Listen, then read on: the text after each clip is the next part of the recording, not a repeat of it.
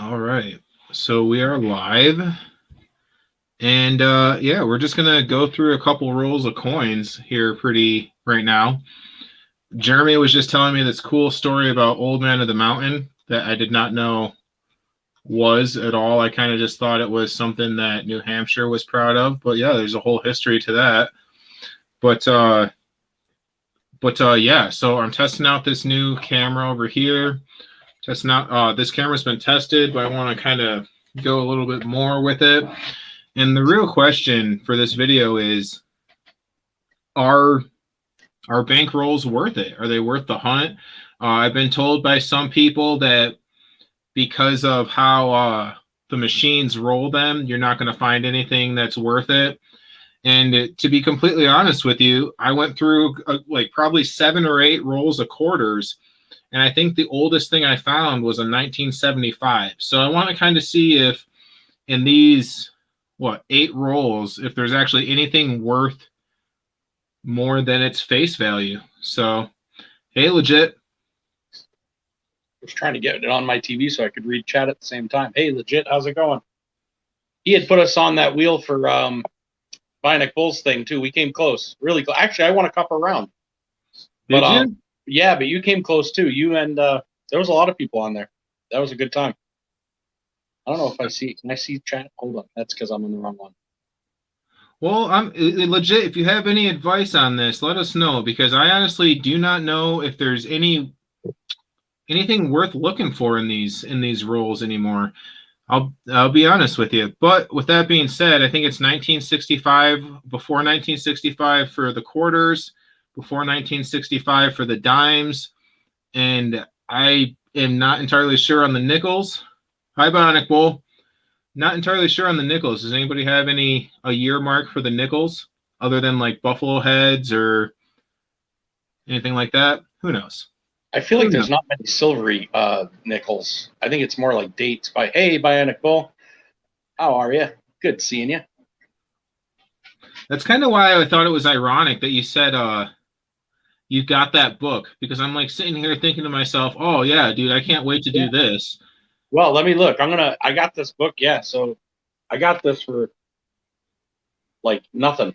And I got it sent to me. It was from, gosh, I can't remember I'll think of the channel here shortly, but anyway, it's super awesome. It gives everything from, I'm reading about stuff I've never seen before, and then right up through all the different variations. And so, yeah, if you come up with one you want me to check out for you, let me know, and I'll try to look it up. And it's pretty amazing. I'm blown away by this. Honestly, I had no idea. Yeah, no, I was gonna buy one of those books recently, but I'm like, oh, you know what? Maybe I should just buy a cheeseburger instead, because that's how I work. All right. 2021. It's not like the 2021, and it's only the United States. It's not the world, but it does give other things like from other places, as far as like if it had something to do with the United States. So I'm pretty stoked about it. Oh, what's that? Legit says Nickles 1942 to 45 for silver. Oh, okay. Those must be. And I was reading an article on how like people don't really even search nickels. More people search like everything else. So there's more silver in nickels, unsearched nickels, than there is like in quarters or half dollars. And I kind of can believe that, but it's also like, is it worth it? And hey, also, hey, Rocky Mountain.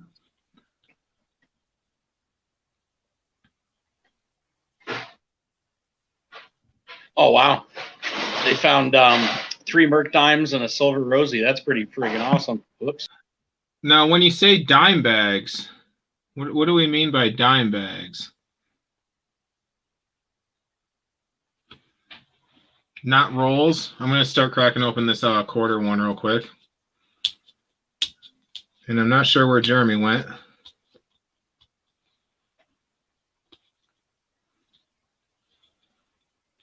There he is.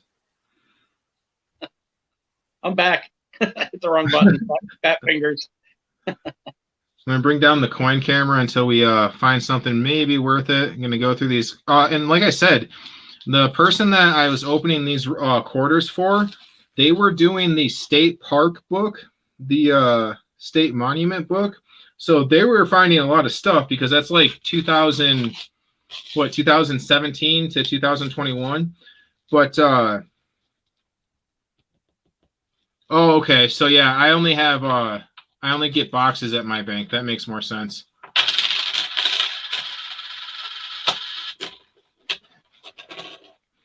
So let's see what's going on. And already they're looking pretty shiny. So I'm thinking this is going to be the same situation as before. But let's see what we can do. Jeremy, I'm going to go ahead and take myself off. Yeah. You can do whatever. You can take me off if you want to. If you want to show the.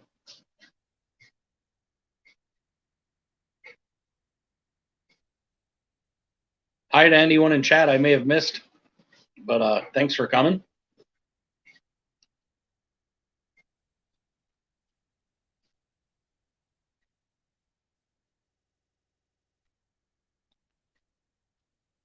Oops, I don't know if he realizes he's muted. You're muted, buddy.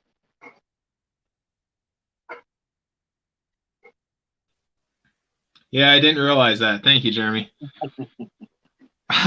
But yeah, so these were what seems to be in a lot of the rolls is the 2000s and the state quarters. But we can always hope. We can always hope. You never know.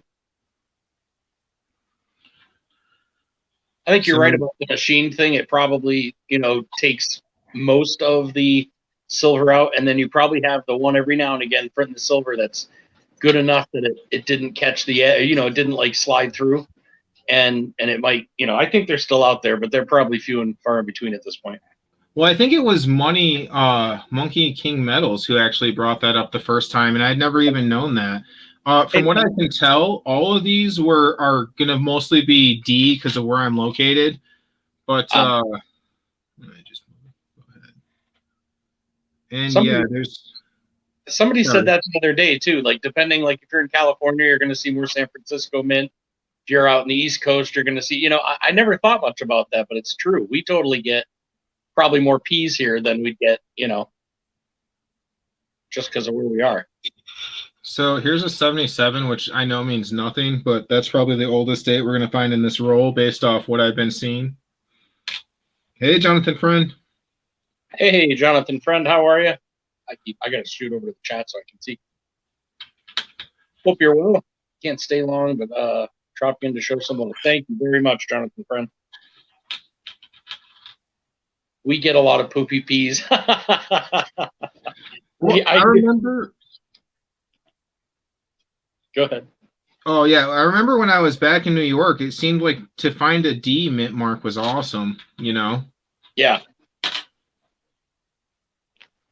Now I'm like, give me something other than the D's. Whoops. I mean, don't get me wrong. Some of these quarters are like, well, here we go. We're going to swap it out for a 65, missing it by 1 year. Oh. Now, you'd have to look because some of these years might have issues, that sometimes can be worth just as much as a silver. You know what I mean? Like, if there's, like, I'm just glancing across this while you're doing this, but I'm looking at, some quarters here that are worth, like, up to $8. And then if you look at, here, if I was smart and didn't just flick through, I could probably just find not the damaged. It's not about being damaged. What are they called? Errors. Yes, errors and stuff. And my guess is there's a whole little section. I know there's a whole little section on it. But that might be interesting too, is to find one that, you see something that looks like it may have been done in the beginning, and you might be able to miss strikes and errors. So on the quarters, you see a lot of, or not a lot of, but you see what they're looking for a lot of times is defective dies showing raised metal. These are pretty obvious though, like obviously the stamp moved or the coin moved off the stamp or whatever. Well, and that was something we talked about not too long ago. Is I was pretty sure I had a proof, and then I looked at it and I'm like, maybe this is just a shiny new coin. So I don't like it. It's one of those things. It's like, you gotta love starting something new, right? Oh yeah, yep. The whole coin thing confuses me as far as when I made the mistake of putting I started with pennies. and there was too many of them. I should have started with a bigger a value, only because I think I probably would have, spent more time on quarters, and probably even if I didn't, find anything good, at least I still would use them.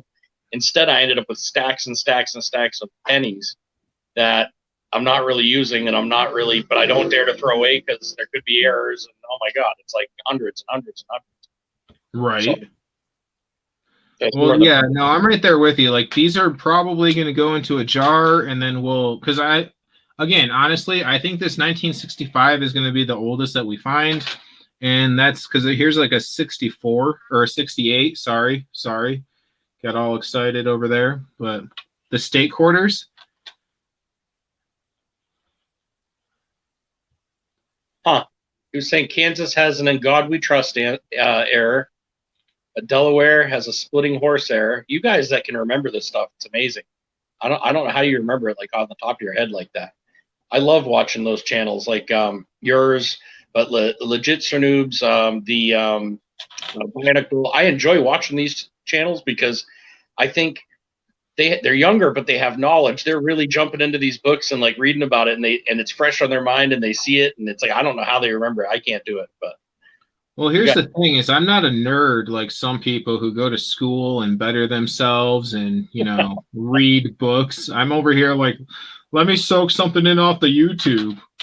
Well, I learned that way though. I didn't remember it in books. I did, however, I remember almost everything I see out here. So, hey, Silver Scorpion, Lieutenant Edelman, how's it going? Thanks for coming, guys. We're just going through some coins. Lieutenant, are you in East Germany? Where are you? Are you near Leipzig?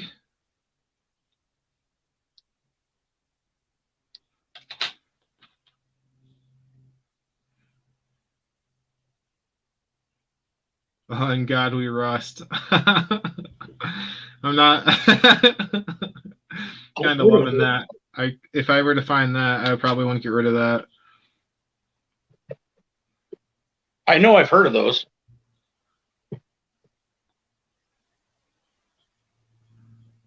All about coins and some basic errors. I might be in your neck of the woods here come springtime, Lieutenant. Maybe we can hit the river together.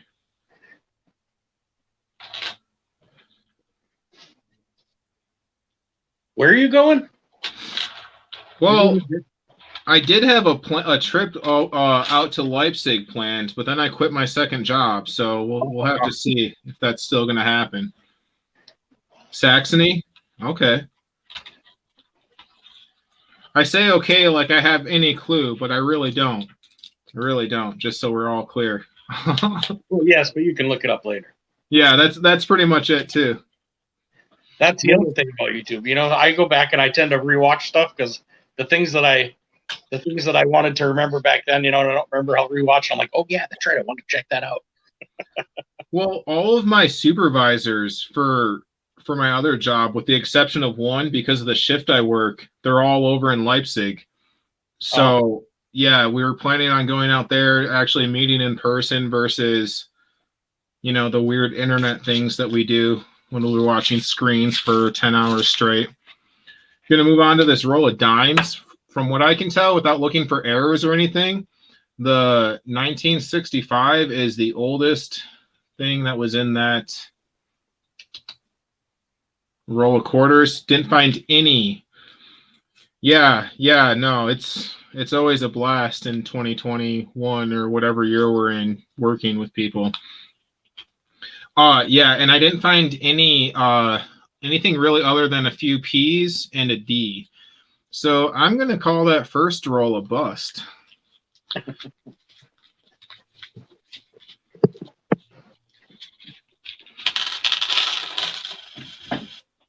I'm actually going to put these in this little plastic baggie because, classy.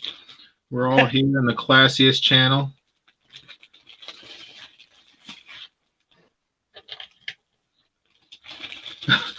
Why do you say that, Lieutenant? You guys aren't feeding your cows like cow and candy mixture, so you're better than we've got over here for the beef, I'm guessing.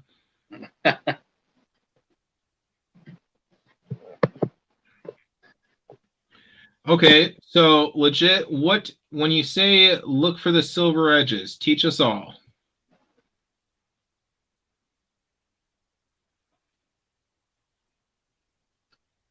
I hear you, legit. I mean, I've gone all over the place, and I've gone to Canada, but I've never gone outside the United States. Other than that, I'd love to. My dad travels all over the world, and I'd love to do something like that. Not all over, but there's a few places I'd like to see.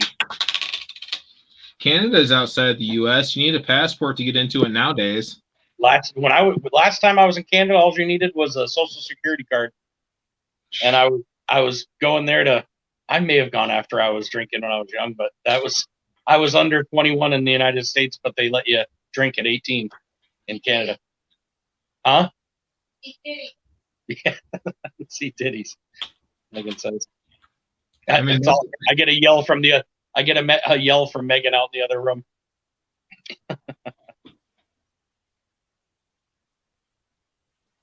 I was gonna say honestly, the San Francisco Mint is that like a private company or is that actually a U.S. minting mint? I don't. I didn't think any of the U.S. mints were actually owned by the U.S. Are they? I thought they were all private. I could be wrong. Maybe you know what I'm thinking is the. Never mind. I'm thinking the Fort Knox or whatever. I just watched something the other day. West Point.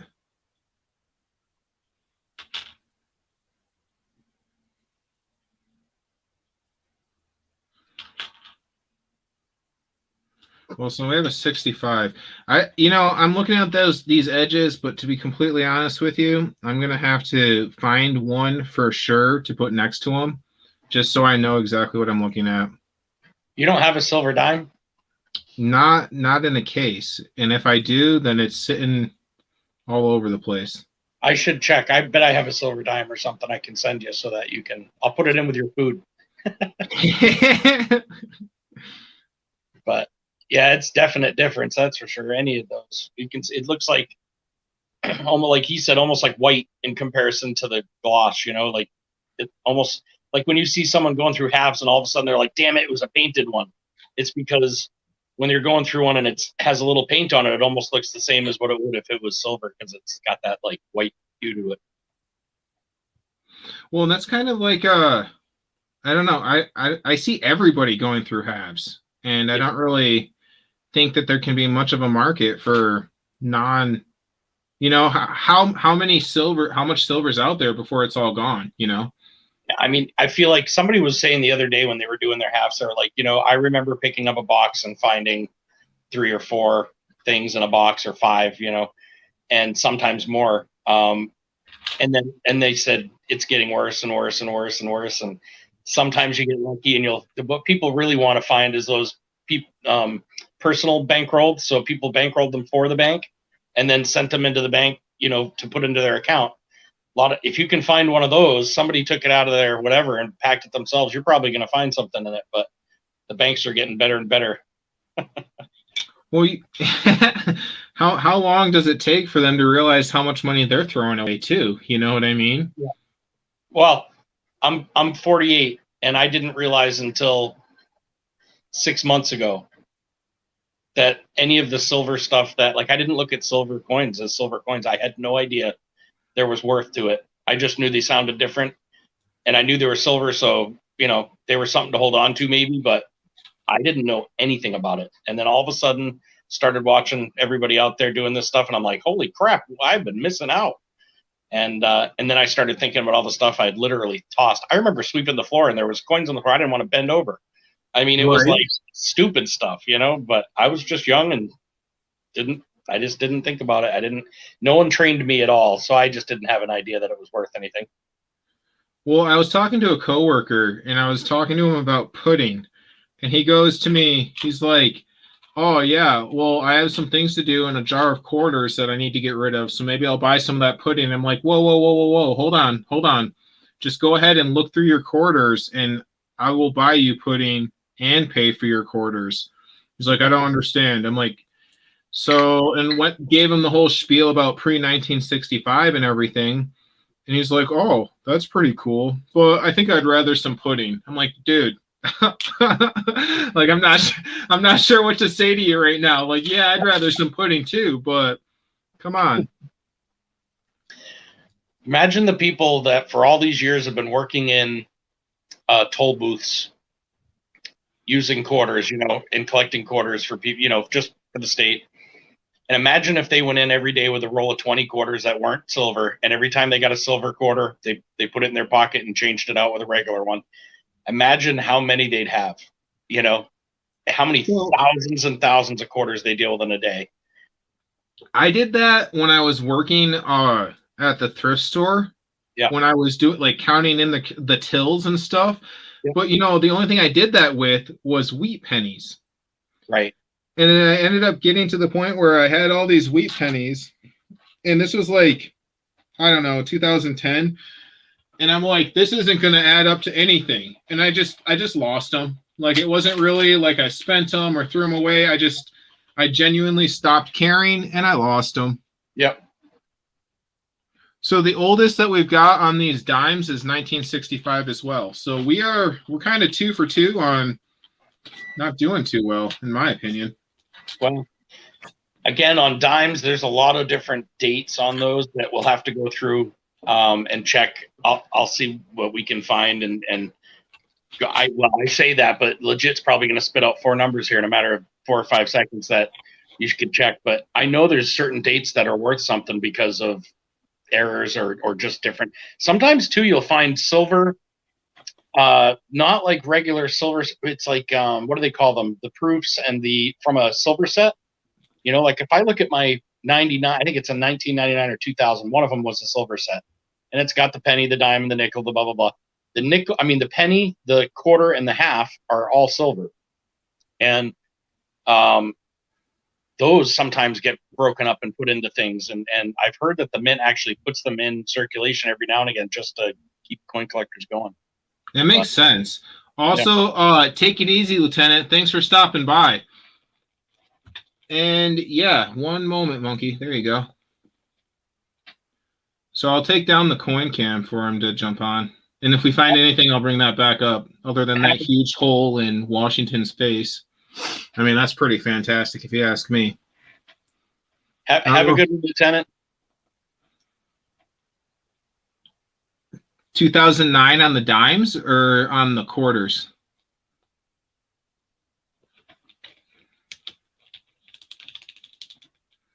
Which look cool.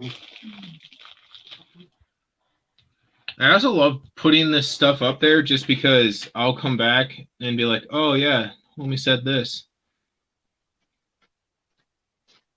Here's the dimes. There's Mercury, Roosevelt, Silver. What up, everyone? How's it going? Been a lot of these nickels and popes. Hello, how's it going, bro? Yeah, like legit was saying, a lot of these errors on the state quarters. I watched my server squad actually find the Wisconsin lowleaf. It's $100 quarter. Wow. And it was actually fairly decent condition. See, that's the type of thing that just blows my mind. And like I ask, is it even worth it to look through these things? But when you say there's like $100 quarters, like how can you not? You know what I mean? How can you not? Look, I found a 1969 S Lincoln set memorial that has doubling on the mint mark, has doubling on the date, on Liberty. And I was told later on that it's a machine double because the letters weren't stamped on the older coins. I think it was like 80 something when they stopped doing this. They would put the mint mark after they would mint the coin. Oh wow. So the letter S is doubled also. If I can find a legit DDO of that 1969, that's a $45,000 coin. What I'm am I like, doing spending money on gold when I can just buy rolls of coins, right?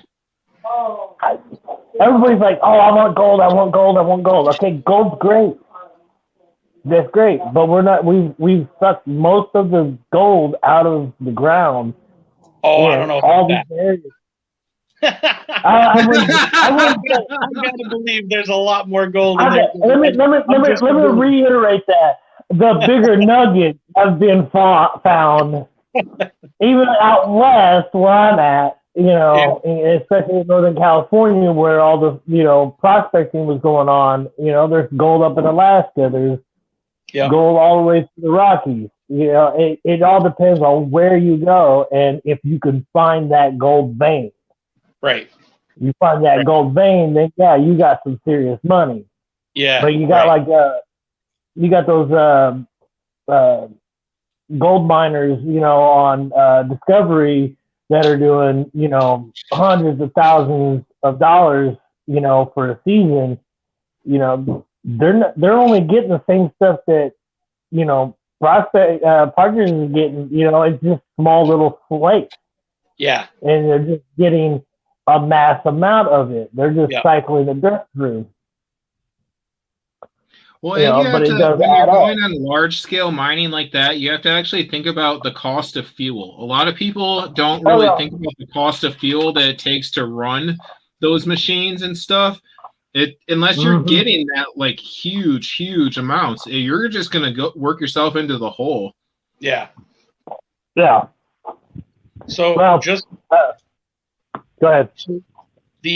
I just wanted to say, I had my finger on it before I forgot, just to show you a difference on like what Legit was saying about the 2009 dime.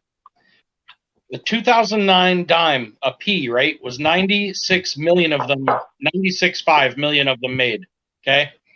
One in MS65 condition is worth $2.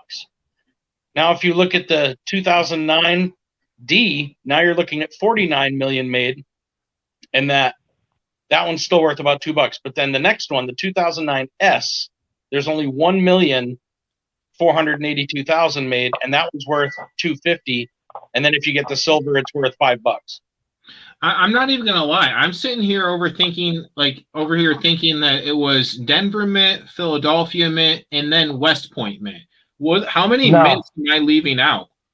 San Francisco. You're leaving out San Francisco. So the three main mints right now are Philadelphia, Denver, and San Francisco.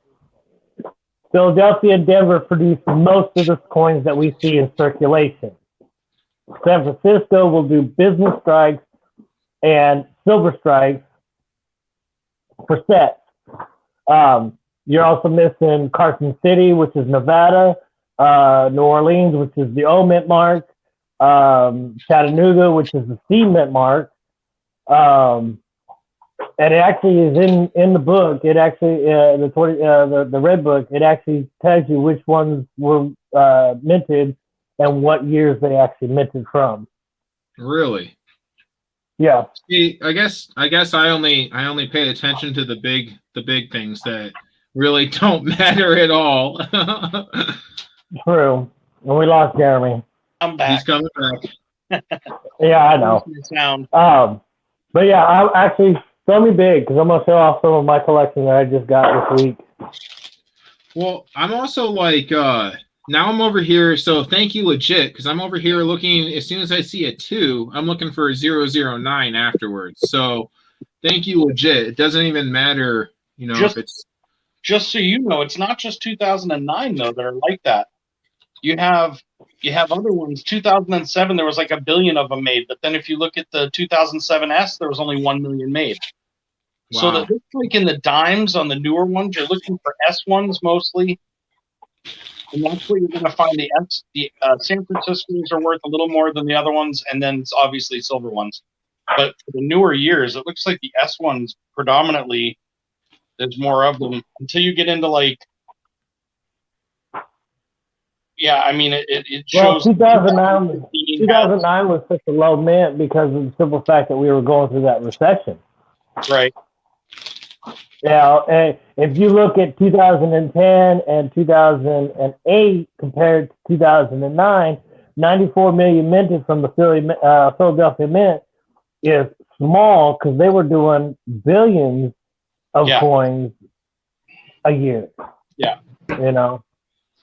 So, yeah, like, out of my dimes, I don't have a P or D for 2009. I've got everything else. I'll have to look. I never even looked at anything shiny. Anything that wasn't silver went into a pile, and now I've got to go through that whole pile again. Not really. I'll save those for later date. You know what I mean? I'll save them until it turns into something like I'd have to be really bored. I can't make myself go through tons and tons of them. I like watching other people. Yeah. And I would do quarters. I would do dimes because I'd love to find a Mercury dime or a, I'm not as big into the Roosevelts, even though I know they've got more silver on them. I just love the beauty of a Mercury dime. There's just something about it. And see, we're not the only ones that have error coins. All around the world, there's error coins. I just got one. You said carry coins. I'm like, what are you talking about? I heard carry coins. I'm like, dude, you're gonna have to go into more detail on that right now. Well, I had Lady Kid Nickles and Clever Coin Name. They had an auction back in middle of September, and I bought a couple of coins. I've got 2 technical error coins, one that doesn't have a date or a place to mint, but it's got a hole in it. It used to be a trinket. They're all small coins. But the 2 error coins that I got, one's from 1957 from Spain, and the guy looks like he's Scarface. That's awesome. I'm trying to pull them out right now. So I'm just flipping through these pennies for wheat pennies, in all honesty. I got to be honest, like, this is something that makes me madder than I can even express, is the Puerto Rican penny. Now, I'm really happy they're a part of our country and everything, but I feel like if we can make a coin for them, they should be able to go. That's just my thoughts. I can't wait to get a scope. So this guy right here, he's got scars on his face. And I'm trying to see if I can get it lit. But he's scarred bad. And then the other one is from Honduras, 1898 over 88. But the thing is that it doesn't look like a 9. Okay? It looks like they used the top part of an 8, the bottom part of a 3, and there's also look like there's something else underneath the 2 8. And I'm like, oh, I need a scope so bad so I can figure this out. No one knows what it is.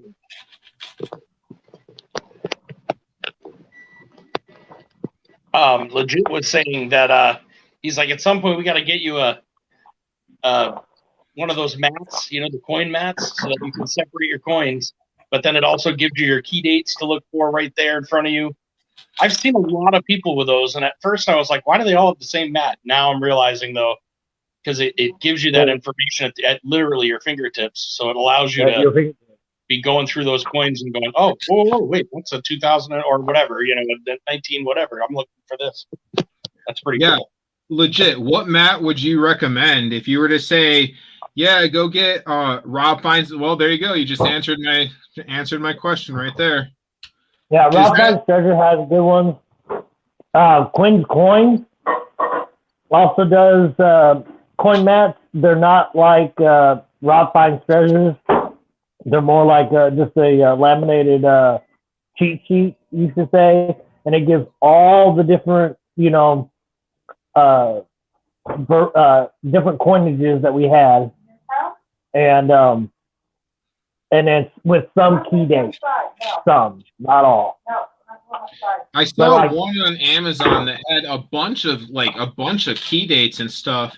And I'm not gonna say I'm gonna steal anybody's intellectual property, but if I can get away with not paying $30 for a piece of paper, I'm totally gonna see what I can do. But I think Rob Fine's Treasure was actually the first person that I watched on YouTube who did anything with coins.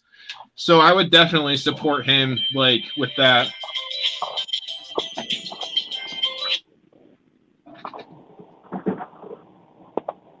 Well, I mean, looks like the oldest. But I'm like you. What's that? I'm like you.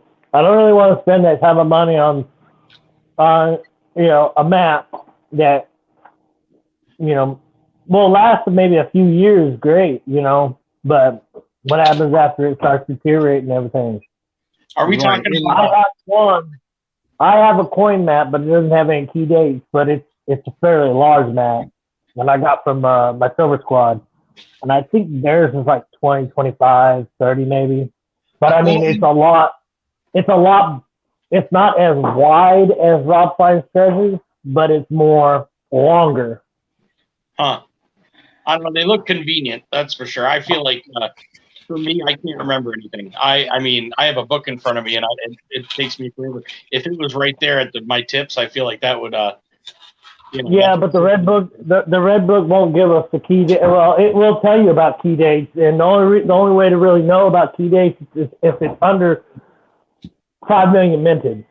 Right. If you got it, well, yeah, I think in this case, the ones I've seen, I'm literally only looking at them by chance. It's not giving me a section of them. It's more like I'm looking under dimes under a certain year, and then it gives me all the info.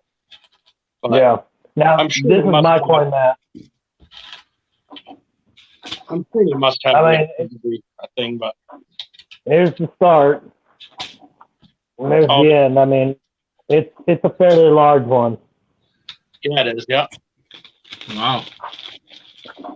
Well, I was in an auction on their channel one night, and this is before I moved from Kentucky, and me and this one guy, we had already gotten up to like, what was it, $75, and they're like, hold up, and it was just for like a coin, and I'm gonna put you down,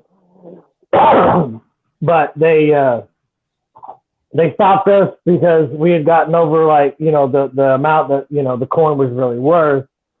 And I was dead set on getting that coin. And I was gonna say, I don't see much about the W quarters on here, but it was better than the knowledge in my brain, legit. I just can't remember the stuff. And watching you guys, I thought I better have something that at least gives me some information if I need it, Well, and for me, the whole red book, it's not even something that you could. I don't like, because I'm with Jeremy. I wouldn't be able to flip through it while I was looking, but I would be able to thumb through it while I was like, dropping the kids off at school or something like that. It's just a reference book. That's all it is. Yeah, yeah. You're just trying to see, and the thing is a lot of some of them will give the full spectrum of grades, and then some will just give MS63 and up.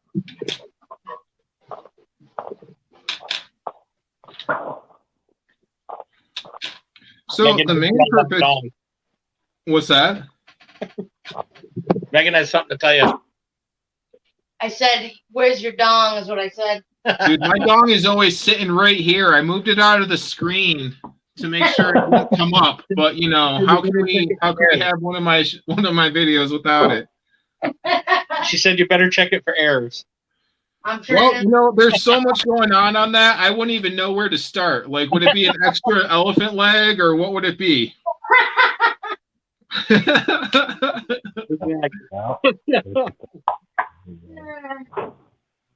So yeah, I was gonna list some unsearched bankrolls, but it doesn't seem like it would even be fair. You know what I mean? Other than the prizes that you could win off my site, I don't think it would even be fair to anybody, because here we are on the second row of quarters, and there's really nothing worth looking at. Yeah, it's a tough one. Those new ones are. You might get lucky though and find some that have like the W quarters. Look for those, and the what's the other one? The state ones. Some of those state ones, people are really looking for. So New Mexico's got like 6 errors. Delaware. The park or the state? What's Which that? one? For the park or the state has the The errors. state. Yeah. The New Mexico and the Delaware, those are states. The Delaware is considered the spinning horse, and Maximus Silverstacker says that there's a pooping horse. There's a die cut on the backside of the horse. Listen, if I ever found a horse pooping on a coin, that would go nowhere. That would go nowhere. That would be hung on my wall. So. well, you know what's funny is that the Wisconsin lowleaf that my Silver Squad found like 2 weeks ago, 3 weeks ago.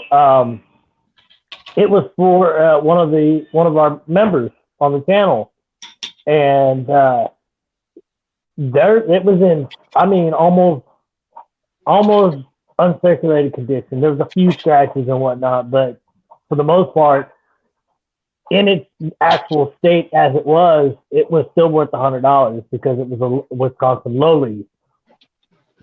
And they said that they've searched so many quarters and whatnot and never found one, and then found one for another place. Oh, wow. Oh, is it Nebraska? Okay.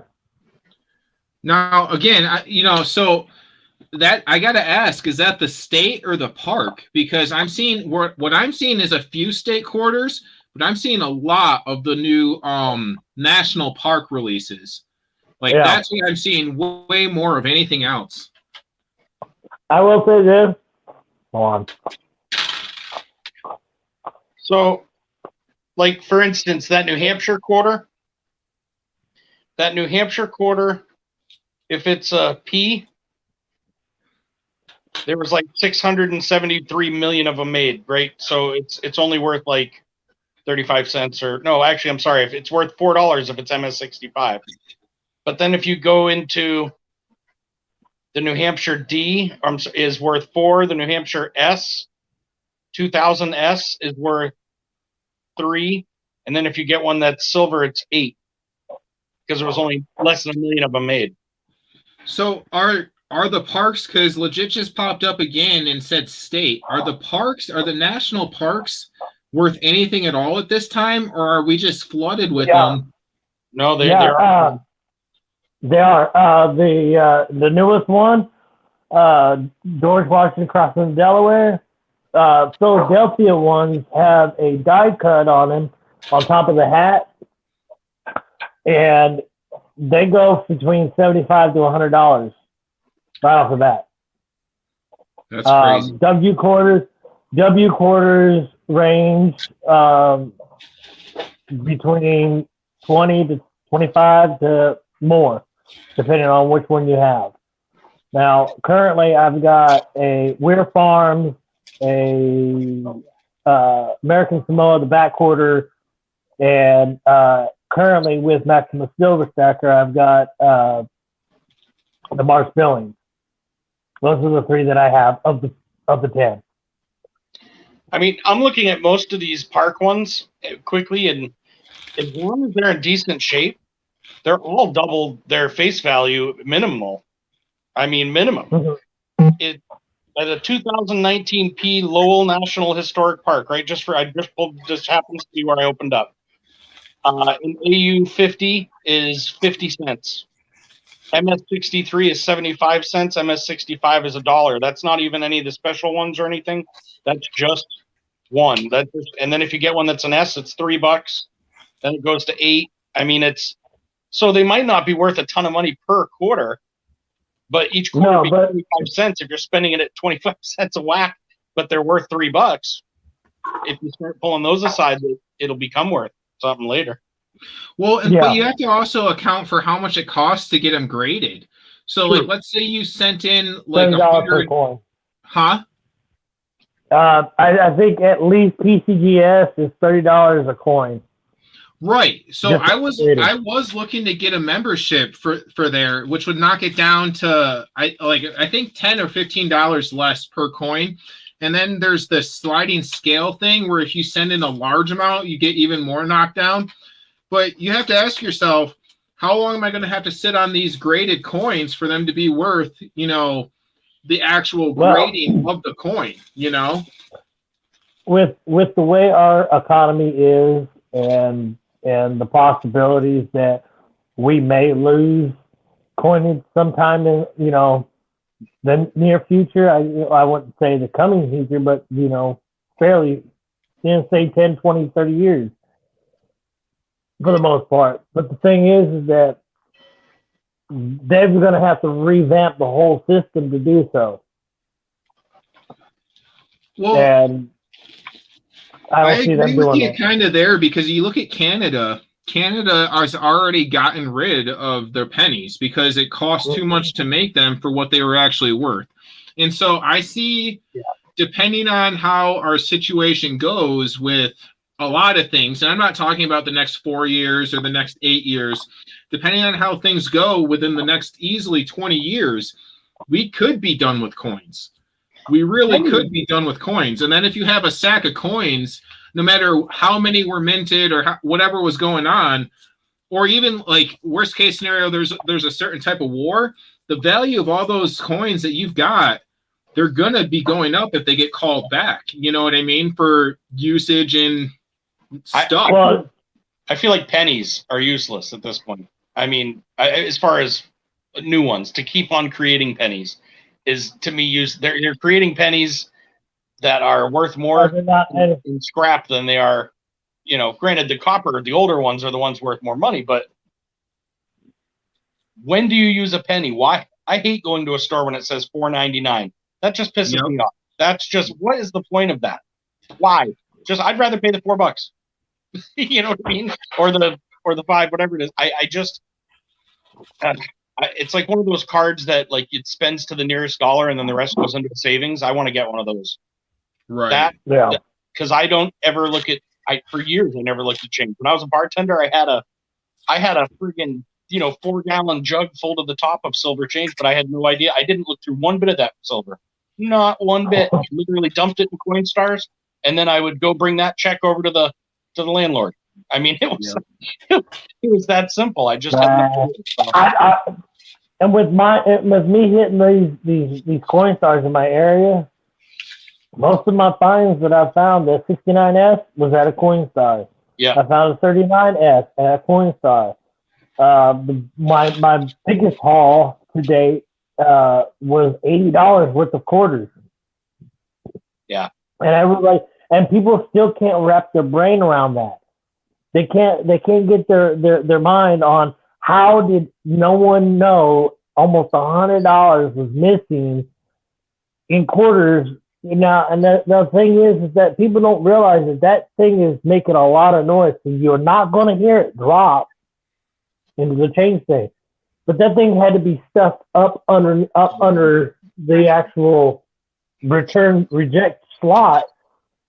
And I just kept pulling handful after handful after handful. Over $80 worth of quarters. Wow. I was able to add more stuff to my state quarter album. I got one. It's almost done. And all but I think 2 of the 15 are all Philadelphia mints. I've got everything else to complete the album, and I'm like, I'm not back east no more. Legit, yeah, I don't see no I'm doing something with my copper for sure soon enough. I do have plans for it. Just remember, you can't advertise you're going to melt it down, because that's not legal. It's like me saying I'm going to Thailand for something other than the fruit, Right. Uh-huh. I'm not advertising anything. That is not an advertisement in any way, shape, or form, regardless of what happens. I don't get how people can say that in chat. It's like, oh, that's a melt. I'm like, really? Yeah, they're talking about mortgage. It's a thin law. I feel like if you look at that law, I don't know, man. I've read it a couple of times, and I feel like there's people on both sides of the thing. Basically, what I got out of it was that if you take a U.S. coin and you melt it or you do whatever to it, that's not the illegal part. It's when you turn it into another form of currency and then try to use it as currency. To turn that metal object into art is not necessarily illegal. Or at least what I've read, it's more the it's not the melting of it. It's the if you can't take something. Let's say you wanted to make your own pennies, and they're worth 3 cents a piece now. So you took each one of those and made 3 of something else, and then now you're profiting off of the U.S. government. They don't want that. They don't want to see that. Pretty much. So I that think there'd if be you two different. There's 2 different ways to look at what you just said. So let's say you take 1 wheat penny and make it into 3 non-pennies. The first thing is you've damaged U.S. currency for something like art. That's one thing. Science or learning, that's another thing. But to refine it for the actual minerals that are in it, that's its own crime in a sense. And then to go and make like to actually make the pennies, that would be counterfeiting, which would be 2 different crimes. Right. So like you can, when they squish those pennies in like the machines and stuff, that's totally legal because it's all still there and it's for a different purpose. When we were a kid in my school, we'd use I think it was 8th grade, we used some electromagnetic thing to make pennies into gold and like the golden pennies. It would plate them. Yeah, and that's not illegal. And that's where the whole and like our teacher was pretty adamant in breaking down the rules, the law. He showed us everywhere it is because there were some parents that kicked back every single year because they didn't understand the written law, Right.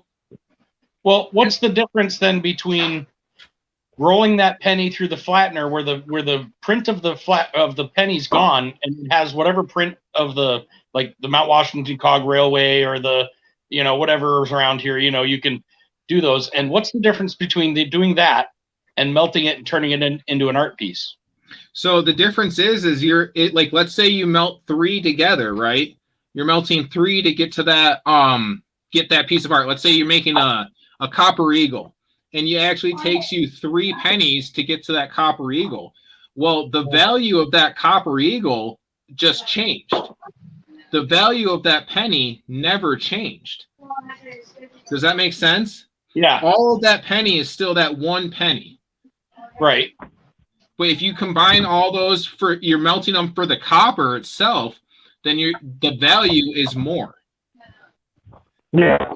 It would be more. I mean, if I was selling that as a piece of currency, don't you think that would be like, if I said, okay, well, I have an ounce of this pennies that's now worth X amount, and you were to sell it like that as a currency, I can see where that would be illegal. But if I'm melting it, turning it into a friggin' unicorn or something, you know what I mean, or a skull or whatever, to me, I guess, I don't know. I really want to know more about that because I know everybody says don't do it.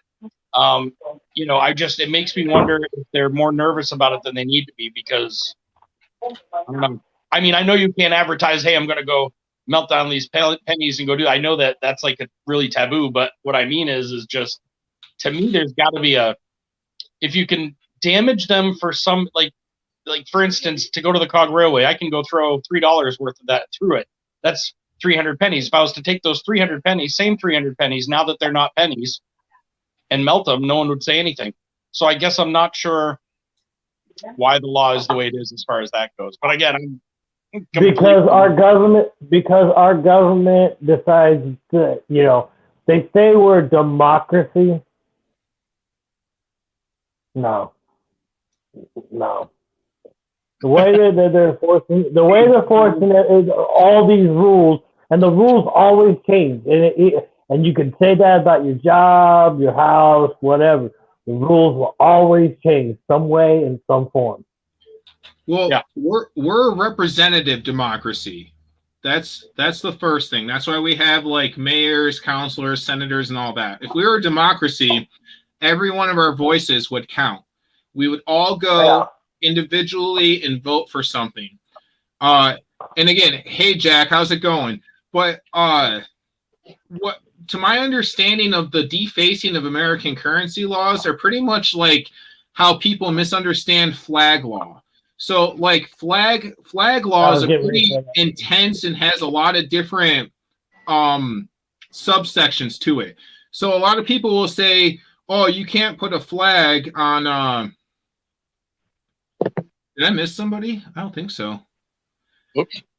Oh, so anyways, you can't put a flag on someone's on a police officer's uniform. Well, 100% you can, because it's on the uniform and it states that very clearly in the Constitution. Now, what is actually illegal that most people partake in and they don't realize it is to take the American flag and put it on anything that's disposable. So like when you go to Fourth of July parties and you see like napkins with the American flag or like paper plates with the American flag, technically under flag code, that's not legal, because under no way are you supposed to be able to throw away the likeness of the American flag. Versus it being on someone's uniform, a military uniform, or officer's uniform. Hey, HD. Dude, you make it to the early lives, you make it to the late lives. Like, I think I've said this before. You're a vampire that lives off YouTube. How is this even possible? How are you, HD Shovelhead? This one does too. Jack? Just a quick. I was actually thinking that. Like, don't you work at this time of the day? I was actually kind of confused, man. Hey, Jack. Jack Goldman. Just for a quick reminder, anybody in the channel that hasn't checked out each other's channel, please do so. Everybody in here is really good people, and glad you guys are all here. Thank you. Yeah, I agree. I'm doing another shout out this weekend. I have the ability to chat on there, so I'm either on or I'm chatting, one or the other. So if I've missed anybody or done whatever, I'm here watching. I'm saying hey. Yeah. We'll try to catch up here and there. Nigel, what are you working on? What are you using to film the coins right now? Because I got to figure out how I'm gonna run this with my computer. What's right here or the coin camera? Oh, you're using a coin camera. Yeah, no, this guy right here is... Okay, that's the coin camera. Yeah, no, the regular one. That is, I'll send you the information. It was a little bit more expensive, but to be honest with you, it's definitely shown to be worth the money. I mean, it shows all the dirt on my table. So when it comes to that, like, and I mean, look at the lettering on this thing. Like, it's pretty worth it. You got clear pictures. Well, because the thing is that the last time I did a live stream, I think it was like a couple days ago, about a week ago. I just wanted to get on and see if anybody wanted to show up, chat, whatnot. But I did it all from my phone. Yeah, that's what I do too. And I was on. Now, technically, on my side, I was on for 3.5 hours. Yeah. Handy Andy comes in and says, "Dude, you're buffering." And so when I clicked out of Streamlabs, it still showed that I was still alive. And when I finally came, the next day when it finally kicked off and posted on my channel, it only showed 2.5 hours. So I was on for 4 more hours with nothing. What streaming service were you using? Because you were on one night while I was at work, and I popped over, and for just a little bit, and I don't know if you weren't using StreamYard. I don't think, because I think it was Streamlabs. I've got Streamlabs on my phone, and I think I may have downloaded StreamYards on my computer. I may have to do StreamYards on my phone. I'll have to look into that. Yeah, I think because I don't know. I've only done StreamYard, but when I was there, it seemed a little rough. You know what I mean? The one that I made it to. So I got to be honest. There's no silver. The oldest date that we found so far is a 65, which is kind of more of a slap in the genitals. But don't throw the 92. Hey, don't throw the 92s away. Because those are actually, if they're in decent condition, even in red-brown condition, they're still going for some money. Really? I'm talking, it's what they call the close AM. If the letters A and M in America are touching, I'm trying to get my fingers in here. If they're touching, That's what they consider. It's the reverse for the 93. And I've seen, I don't know if it was Blue Ridge Silverhound or another channel, but they were saying that they were looking for that coin, and it ranges between $5,000 and $3,000 for a zinc. Crazy. For that I close heard AM. about some of those AM ones. And then 98, 99, and 2000 also had the opposite. If they're separated, what they call the wide AM, it's not as much as, say, the 92, but it's still an error. But, you know, and a lot of people don't want to go for errors. They want to go for that silver. I'm like, dude, I want the errors, because once you find the errors, then everything else is going to be good. Yeah, Jack was just saying the 92 there, closed AM. Wow, 10,000. Oh, holy smokes. Yeah.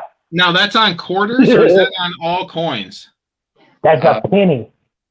On a penny? On a Lincoln cent.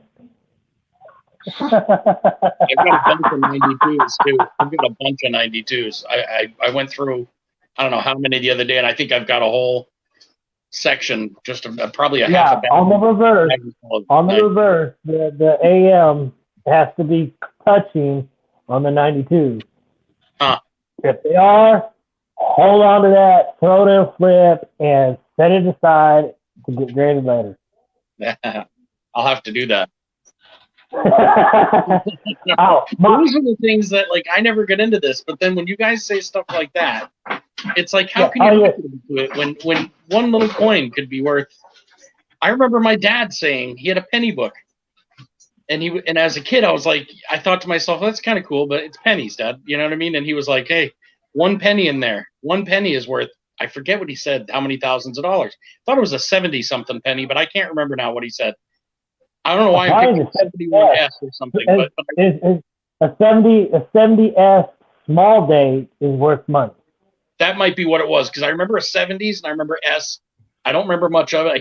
He was a coin collector for years, and I never knew that. I had no idea that my dad got into it. I wish he would have gotten me into it early. Technically, there's only three known dates to look at for a variety on the actual date, and that's 1960, 1970, and 1982. Hey, 82 Thomas. has large and small date in zinc and copper. The difference on the 82s, the 2 is actually more hooked on the small date and more straight on the large date. The 70S, it actually had the 7 out actually dropped half the 0 on it. I think that's for the large date. But the small date, I think it's either past it or above just right there, even with it. And then the 60, that one's got several different ones where people are trying to find the small date over large date, and that's worth money.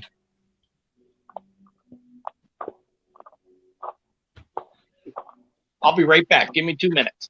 Yep. Right. Miss Coin Crew, just trying to see if they're worth it.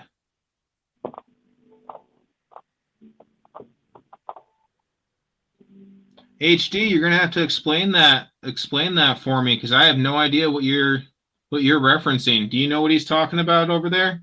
The enhanced torch?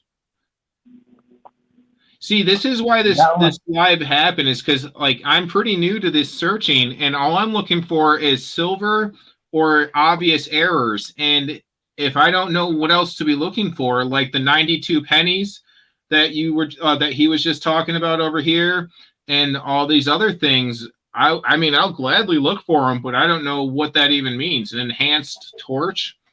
Like, help a brother out. Yeah, I don't know exactly what the enhanced torch is. I think it's with the flame, but I could be wrong. I've been collecting since I was 5. So the simple fact that knowing what I knew back then and now, I've been searching coins since I was a kid. I worked at a liquor store and had a customer come in and paid for like some junk food, just some random stuff, you know, no alcohol. But they bought some food and a couple drinks. And they were going to pay with change. Well, I noticed they had a dollar-sized coin in their hand, and they actually used it. I'm thinking it's just going to be an Eisenhower, you know, common. I wasn't expecting anything different because most of the dollar coins that we see in circulation are not necessarily Morgans or Peas. You know, they're more Eisenhowers, you know, and Sacagawea and presidential dollars.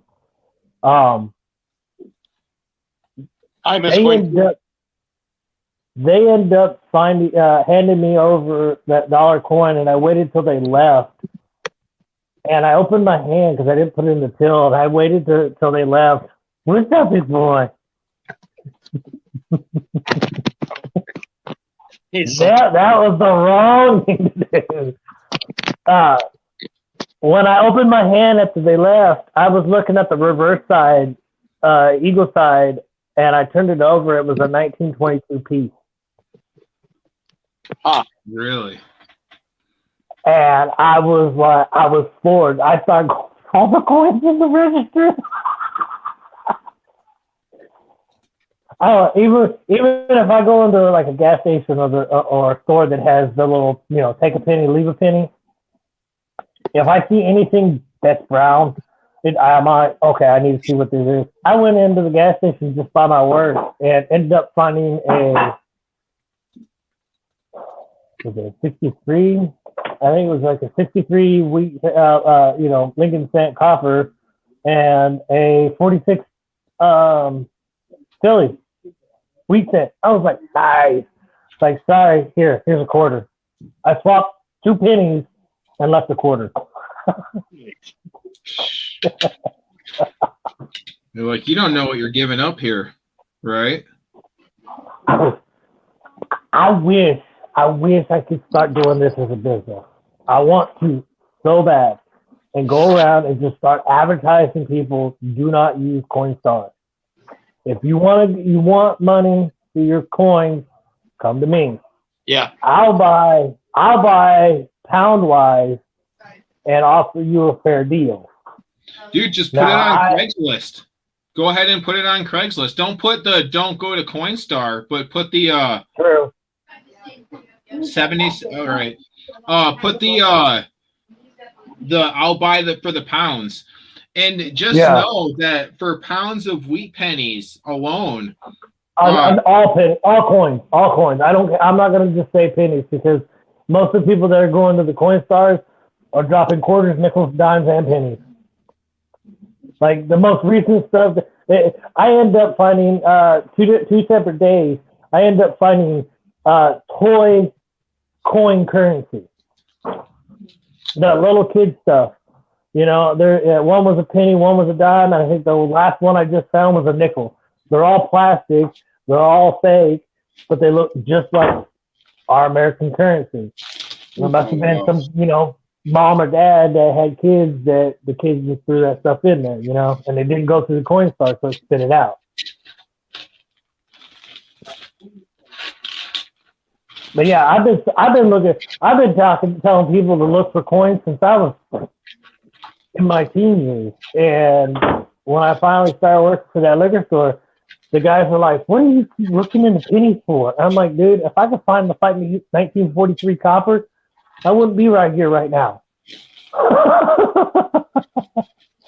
So like, what's the 43 copper? Let me get through this this roll of pennies, and you know, because it's been pretty anticlimactic, and I like to feel special. I'll show you guys some of the nicer coins that I got out of that sack of pennies that I just recently bought, because this is just tragic, and I feel really, you know, I'm not going to say I'm depressed over it, but I feel like I learned not to do this, even though there's people saying that Loomis is lucky. I'm not feeling the luck. It's 50-50, dude. I say 50-50 because the simple fact that, you know, everybody's going with like saying, oh, the gold, silver is in yellow and white rolls, or they're in Loomis rolls, or they're in Brinks rolls, or Garda. It's like, come on, they're all the same kind of company. And I actually looked into seeing. I actually did research and to see if there was a possibility to actually franchise pardon my language, a Coinstar to see if I can be able to bypass them and be able to search all the stuff that they got. What you need to do is become part of the franchise, and then if you own your own Coinstar machine, you empty it. You just trade out the silver for that same amount of coin, and that's not. Dude, you all see, most of you guys have seen. I know you've seen a couple of the shorts that I've done on my Coinstar hunts, Jerry. Yep. Dude, a 46 Rosie dime, Denver Rosie dime, a 44 Merc dime, all and there's in my area and within a 15-mile radius, just in a 15-mile radius, I'm not going into Canada. There's 11 different Coinstars in my area. Wow. I hit at least 4 of them. I hit at least 4 of those on my way to work every day. And here's the funny thing is that when I joined in on the when I found the $80 in quarters, that was on my way to work. Wow. I kept dude. I was so glad I had a belt on that day. I'm walking out of the store. And my pants are starting to drag. I'm looking at this, and I don't know if it's like anything or if it's just damage to the coin, but there's like a circle. Yeah, there is. Around almost the whole penny. If anybody has, that looks like a ring of death from being in a roll. Oh, maybe. I wonder. Maybe that was the ender. Yeah, that had to be an ender link penny. What year is it? 2019. Yeah. Yeah. Let me just look, just in case. It's probably like 10 cents.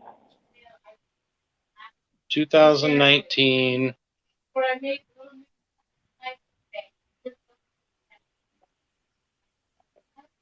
Miss Coin Crew agrees with you that it looks like an ender. Okay. Yeah. It is really uniform, that's for sure. Yeah. If you see something like that, then yeah, I see it on quarters, I see it on nickels, I see it on dimes. It's just what happens is they're crimping it, but they're rolling that, and so when it finally crimps down when it finally closes it after it's full, they're crimping it so hard with the machine that it's actually leaving that mark. Okay. Hey, you learn something new every day. Thank you, everybody. Thank you. Well, yeah, this is going to be a pretty anticlimactic. Well, I got a 1964 penny. Too bad it wasn't 1964 or anything else, right? There's DDOs for that one too, or I think DDO and a DDR. I'm not positive. But you have to go on a 64. Like I got something, man. There's one. I got a mint set. I think from U.S. Treasury. Let's see if I can find it real quick. That I actually want to get graded. One of the coins I want to get graded. Oh, there it is, right there. Oh, sweet. One of the coins I want to do is I want to get graded. I'll just go outside, back out here. It says there's a 72 double die obverse, an 82 large date, 82 small date, 71S proof double die obverse, 70S large date, low 7, 1970 small date high 7, and a 1969S double dyed obverse. Some of those I would never know. I would never know that that's what I was looking for. The 69 double obverse I think is pretty noticeable, but some of those other ones, man, you gotta really know what you're looking for. Well, and I feel like once you learn it, then you're stuck on knowing it. You know what I mean? And for me personally, like I look for certain, like I can only look for so many things at once. You know. Go big on your coin cam, Nigel.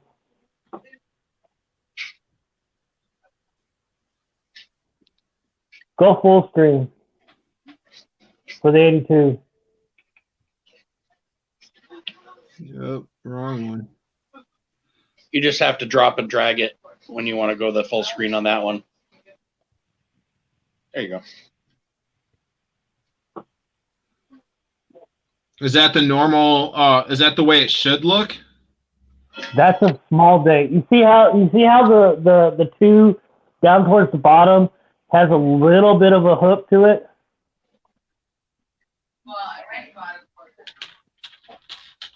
Oh, okay. Like the tail That- of the two?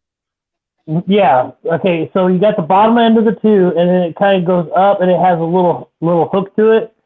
That is a small date. The large date would be more of a straight line. So is that what Jeremy was just talking about? The 1982 small date worth a little bit more? Yeah. Yeah, I'm looking at it. It's hold on. 82, you said small date. MS65, 50 cents. But 81, hold on, that's different. Small date on this is 85 cents. I'm seeing. I don't know. I'm not sure how to read this thing yet. I think I just got it. Let me. What do you? What's this 81? Is this a small date as well? Because I'm gonna put that right up there. No. Real quick.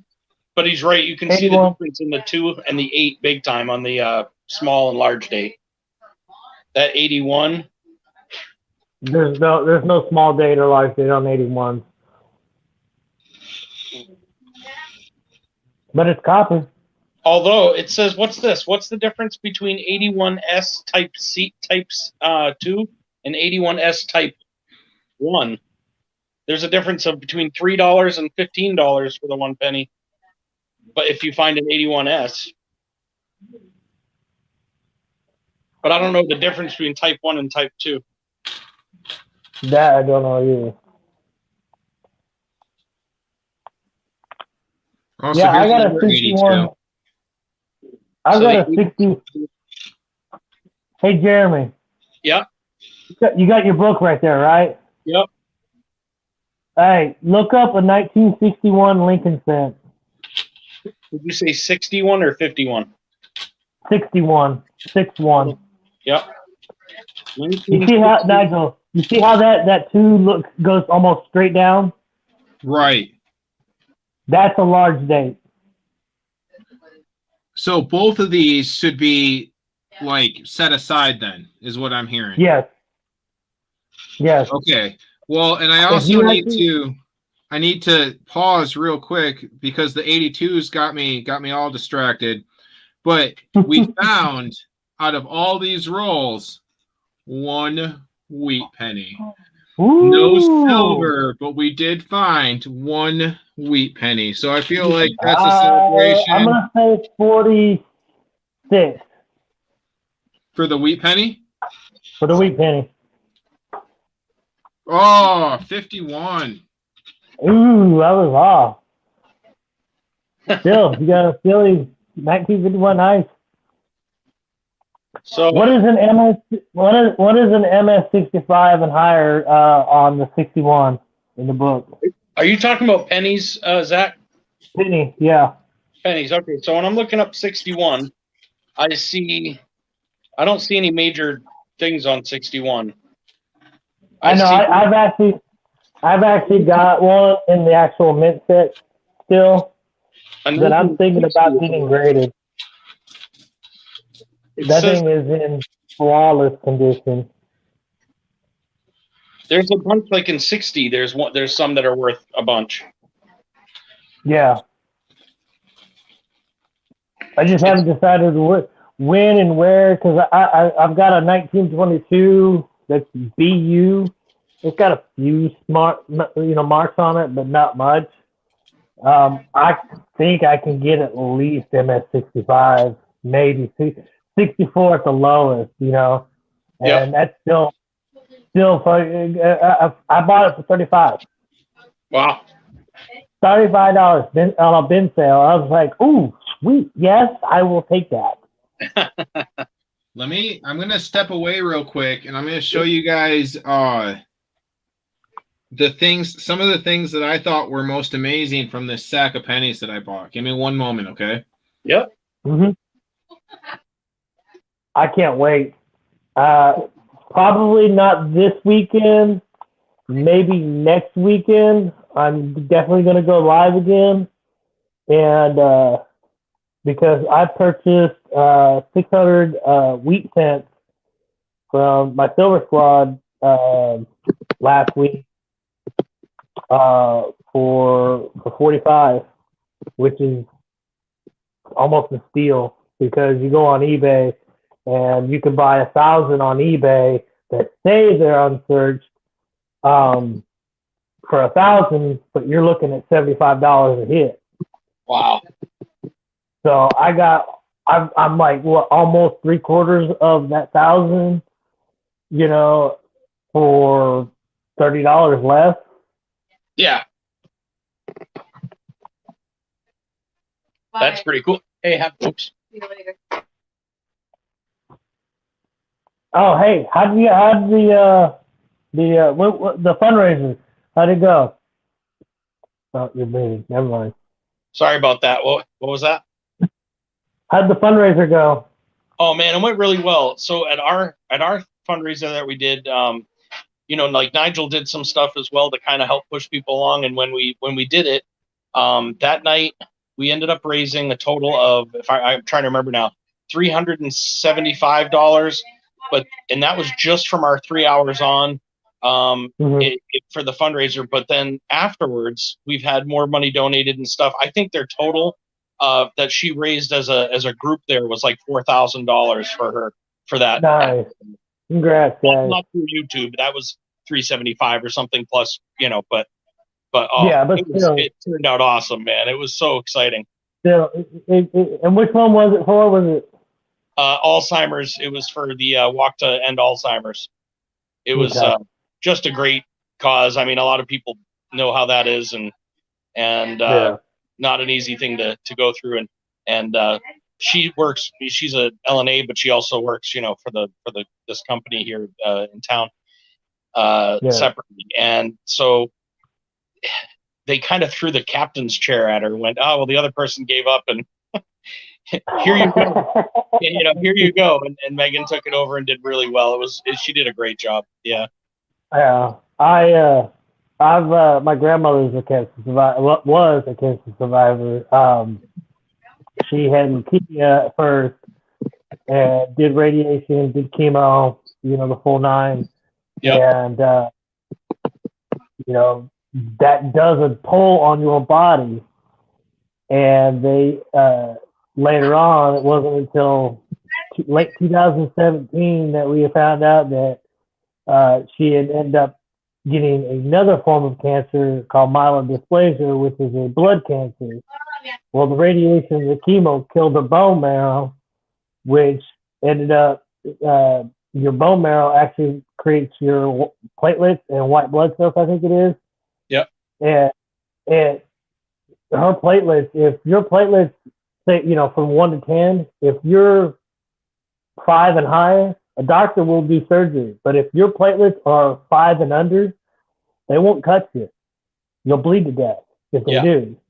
And my grandmother was towards a month before she died, she was averaging between 3 and 1. Wow. And doing blood transfusion and platelet transfusion twice a week. Wow. 8 hours a day. Having to do not transfusions, but they're called infusions. She has like iron and different things pumped into her. It's like she's not in dialysis, so it's before that has to happen, and they're hoping they can keep her maintaining her blood that way without having to go that step. But yeah, it's different than what yours went through. But that's a cool. But I also did Relay for Life a couple of years. The first year I did it, I think I did 6 miles. My second year I did it, I did 12. I did 6 forward and 6 backwards. Oh wow, that's awesome. We used to do Yeah, a bunch of and it was- times. And what was funny is I was going to alternate between, you know, every time I made, you know, 4 laps, I would switch the direction. You know, I would basically walk backwards, same direction. I'd just walk backwards. And I forgot about walking backwards every so often, you know, every, you know, couple of trips. And so towards the end, I had to make up for the backwards miles. I walked 6 miles backwards.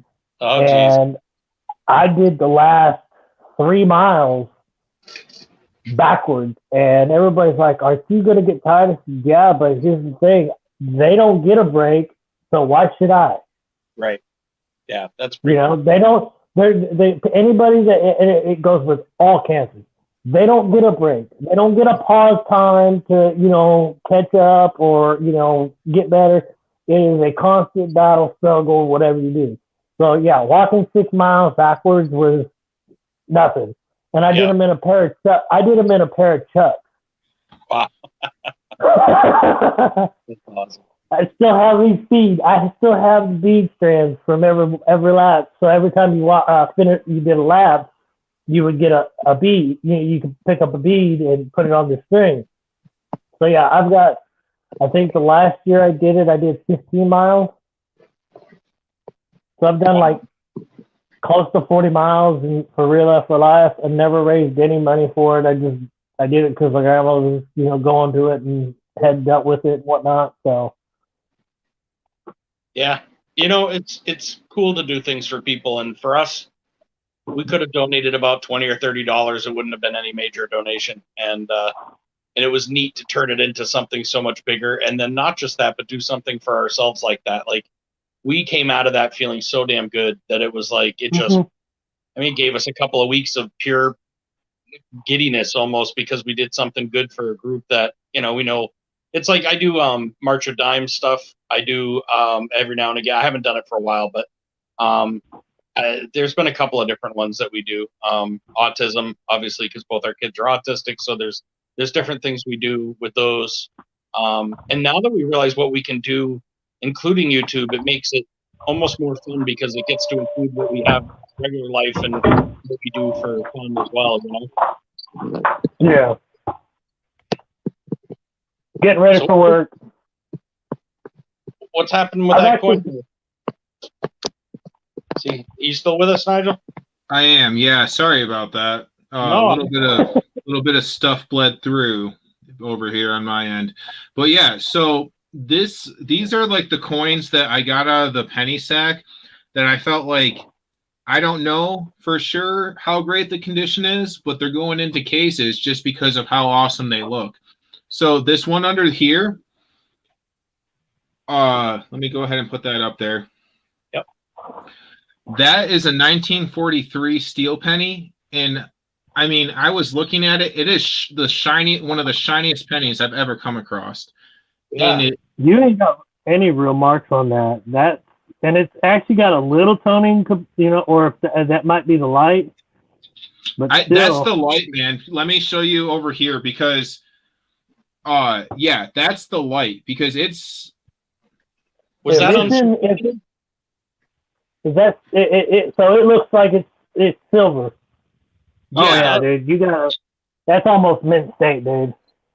And Yeah. there's a couple of them like that, but then like so here's another one this one's not nearly as good. This one has some toning, but man, to think about this one's this one's a 43. A lot of them were 43s that were like that, and it just blew my mind to think that something is that old and is still in that good of condition. You know what I mean?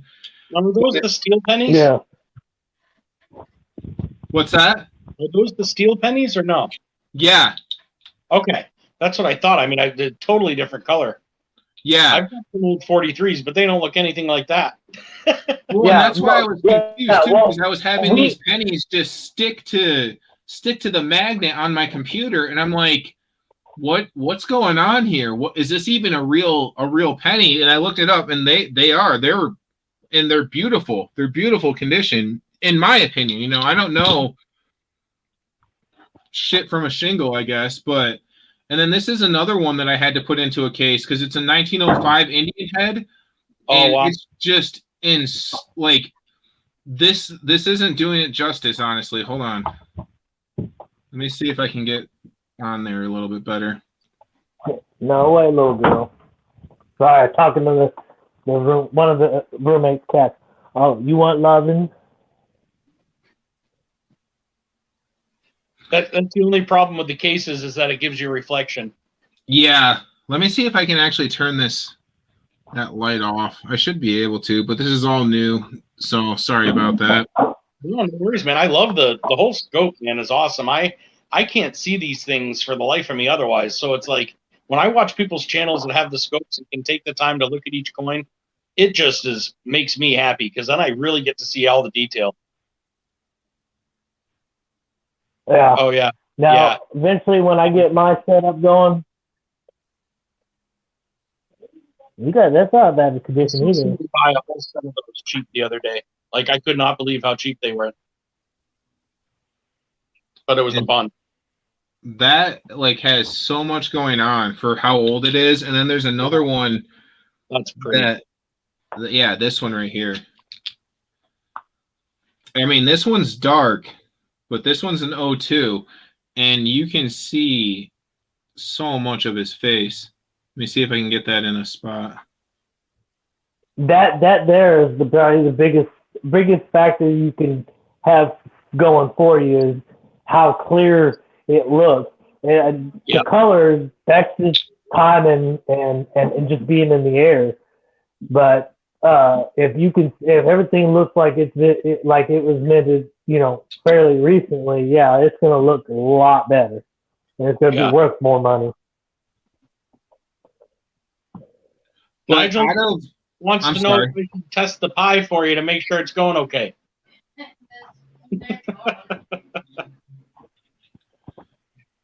But out of what was supposed to be a sack of 1940 to 1950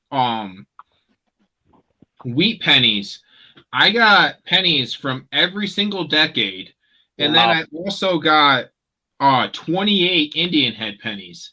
So nice.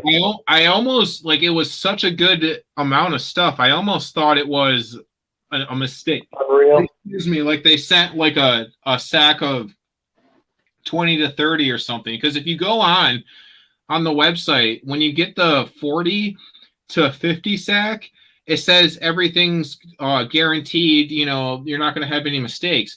When you look at the I think that's funny. For $30, we're not going to look at it. For $50, we'll make sure there's no mistakes. Well, the decades.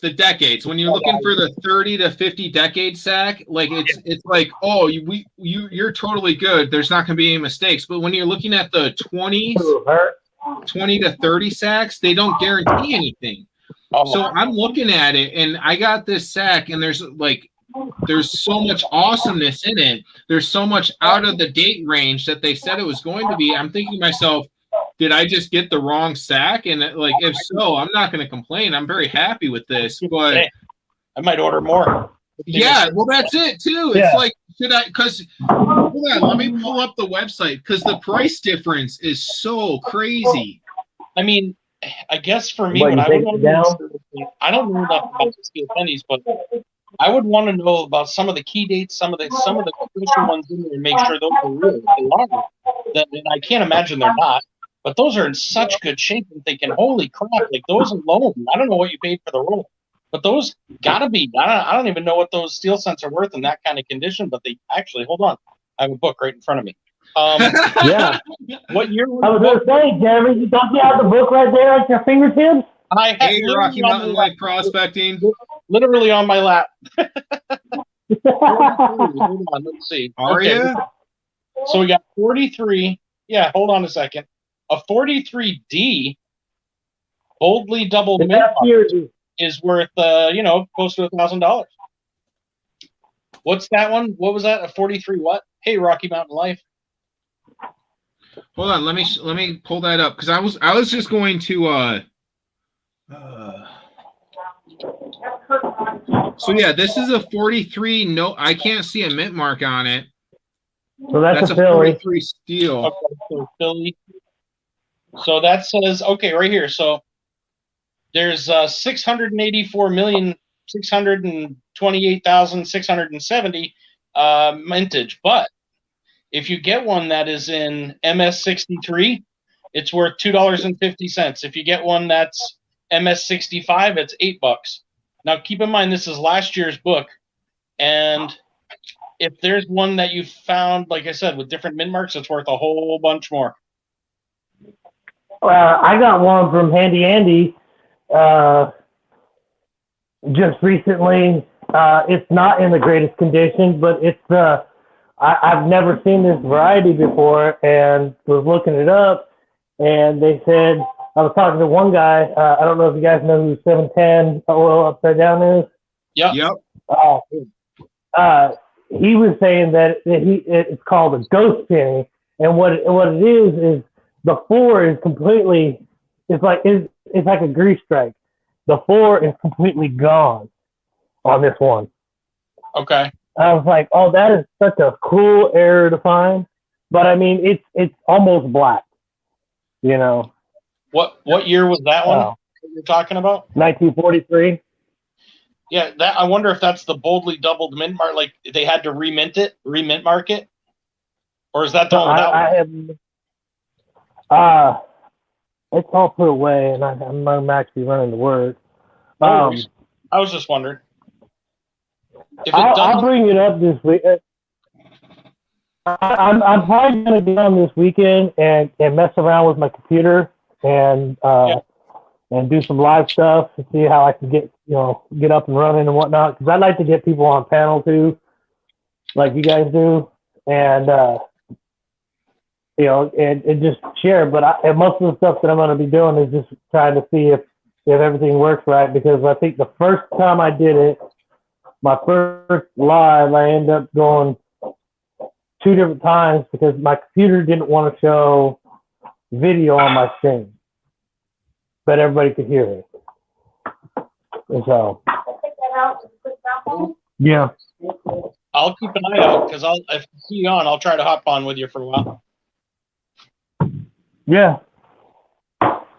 I know the other night But, we were talking, you were going to go live, but it was really late and I was like crashing at that point.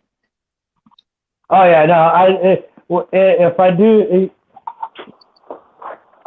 it, it'll either be Friday or Saturday.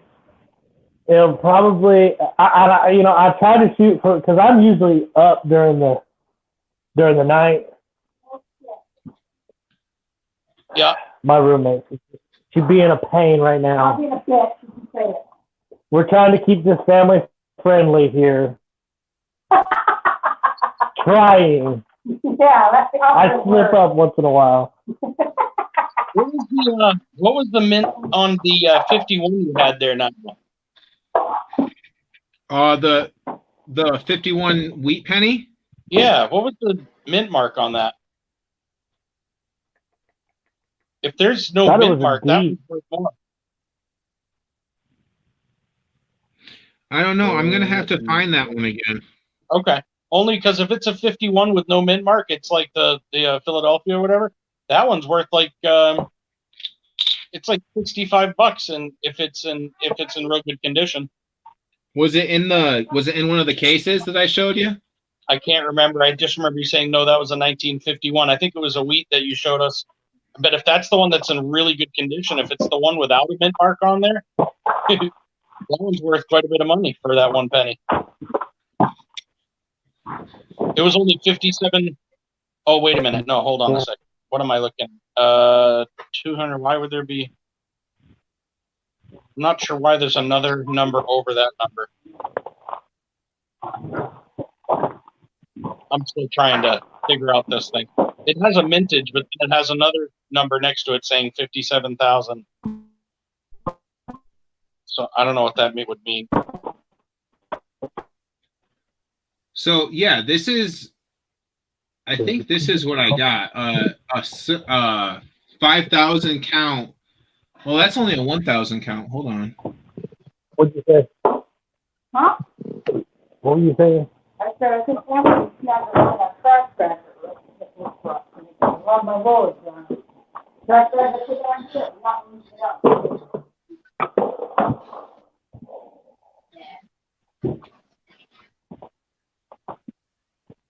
So when you're We're looking going it for a up, ride. you're buying it just in like a bulk, however many thousands of pennies all at once? Yeah. Well, Okay. I bought this once just because of that contest I was telling you about that I wanted to get in. I wanted to start, and I now have them all sorted and everything. But maybe hold on, maybe it'll be easier to look over here. But anyways, it was a 5,000 count of I believe this type of thing, 1940 to 1958. And so we'll just see if they have a similar thing, like similar. Oh, here we are, right there. I may cut out. All right, man. Well, if we miss you, Zach, we'll catch up with you in a bit. Right. Yeah, well, I don't have internet here at the house, and what's funny is that I go inside, I have better reception than I do outside. Ours is the opposite. In all the houses we've ever had, it's always been the opposite. For inside, we can't hardly film at all. If we're outside, it's fine. So I'm gonna pop this up full screen real quick, and I don't know if you can read that, but it says each bag has like only 40 to 58. But then you go and you check out. Oh, never mind. So they changed it because I just didn't read it. These bags may include earlier dates, but the majority are 40 to 50s, and that's not the case for what my purchase was. Hey, have a good day, Jack, and eat something good for me. But my purchase was like there were very few 40 to 58s. Like there was maybe 50%.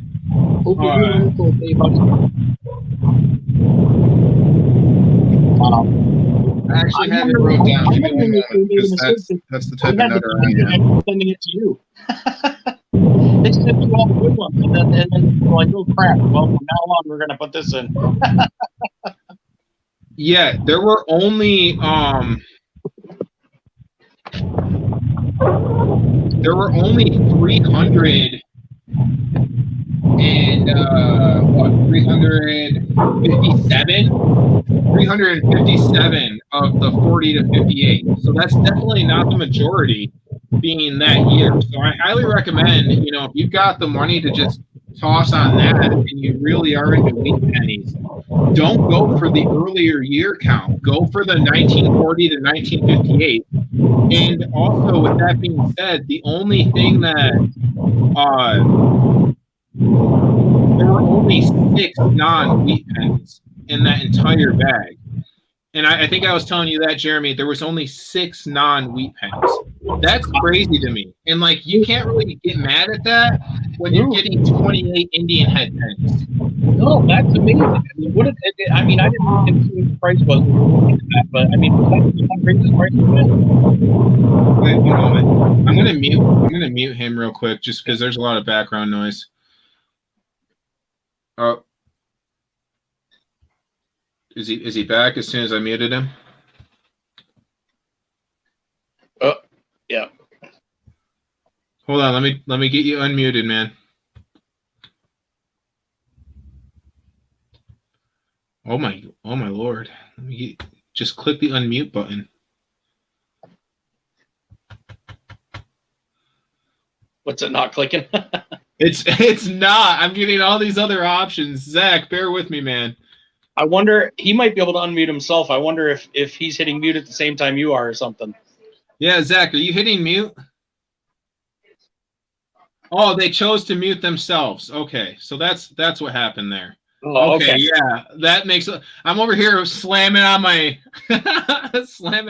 thing, but this was, and don't get me wrong, this was pretty expensive to spend on just pennies. It was actually, and this is actually taxable too. That's something else to think about. But it was $280 plus tax, okay. and I don't know if you remember, I was like, what's so heavy in this package? Why is it so freaking heavy? Well, Yeah. I forgot that I got all the like 5,000 pennies, and that added a good couple of pounds. Yeah, that would do it for sure.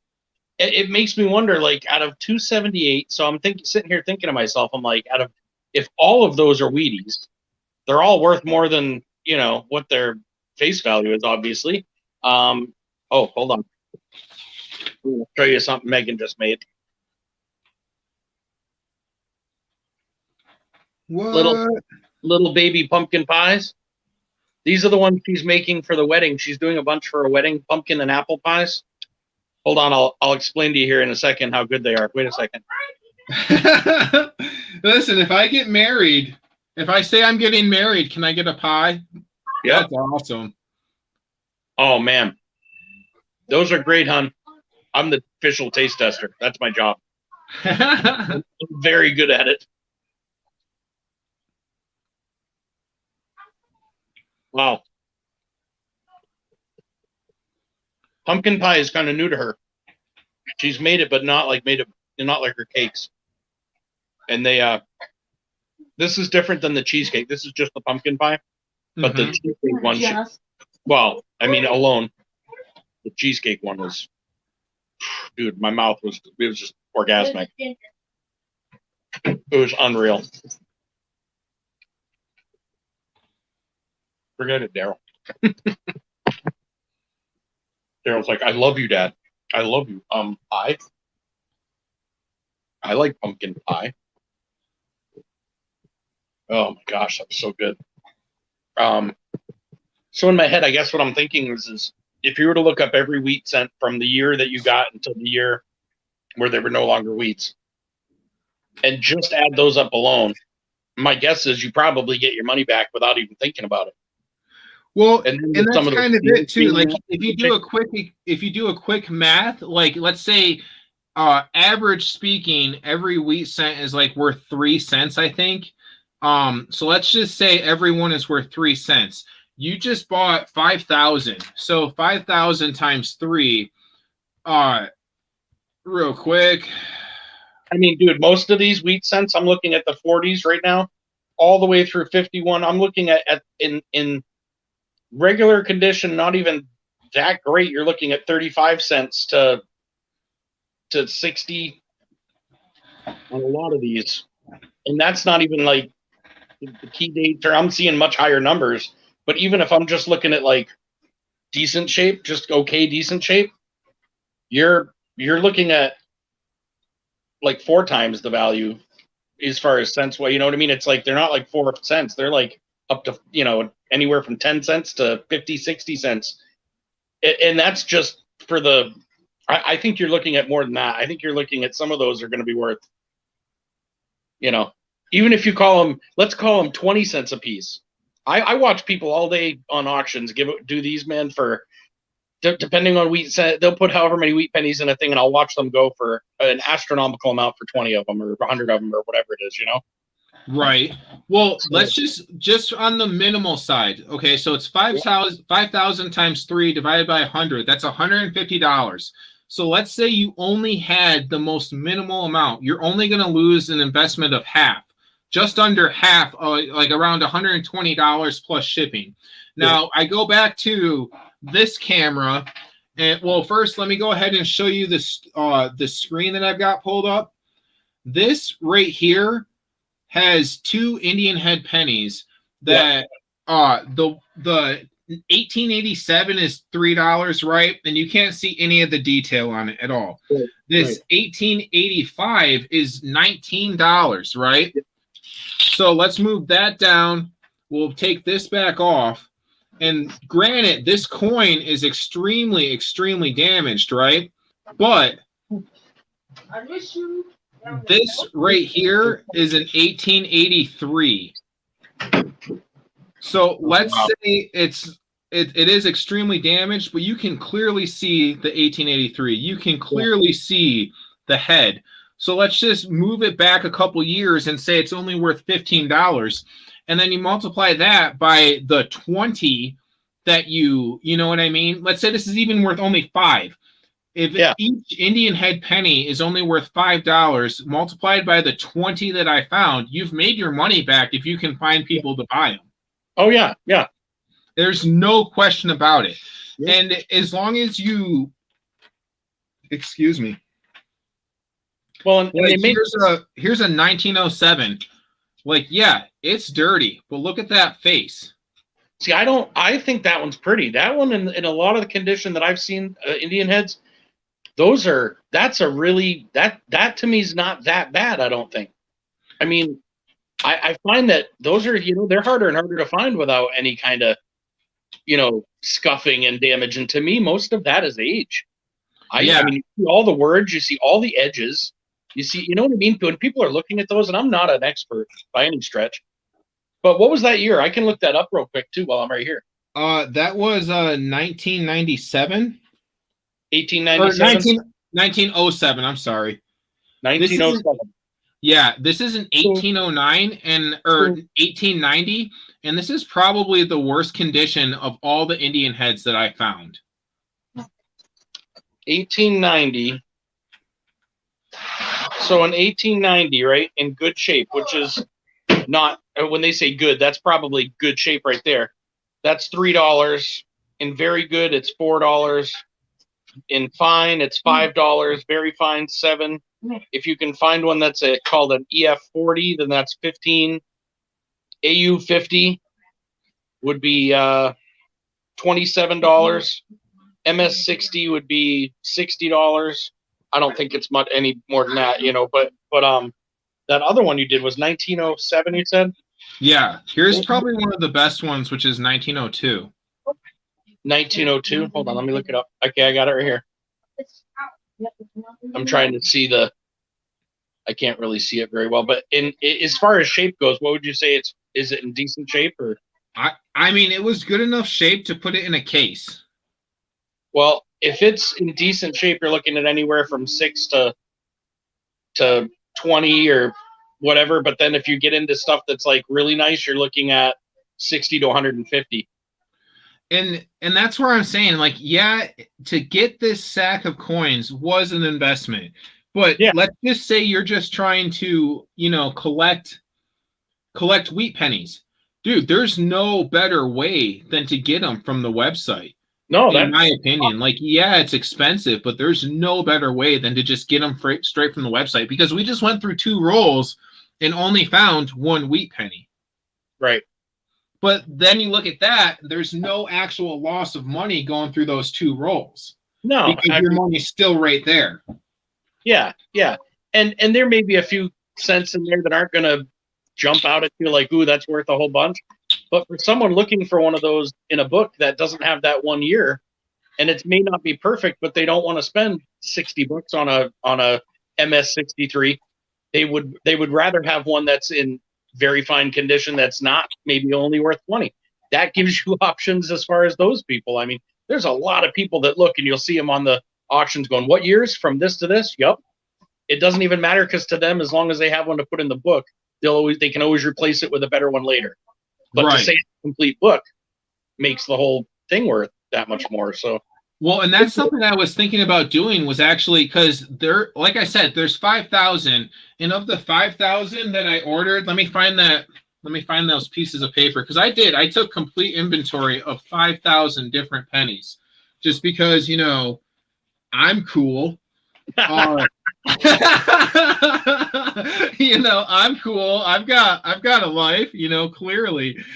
Of the 5,000, the only years that were not in that sack, or if they were unreadable, so I put them in their own pile of unknown.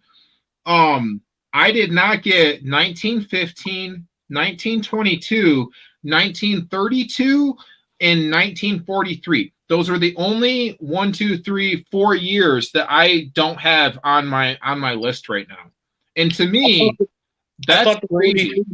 Were the steel ones?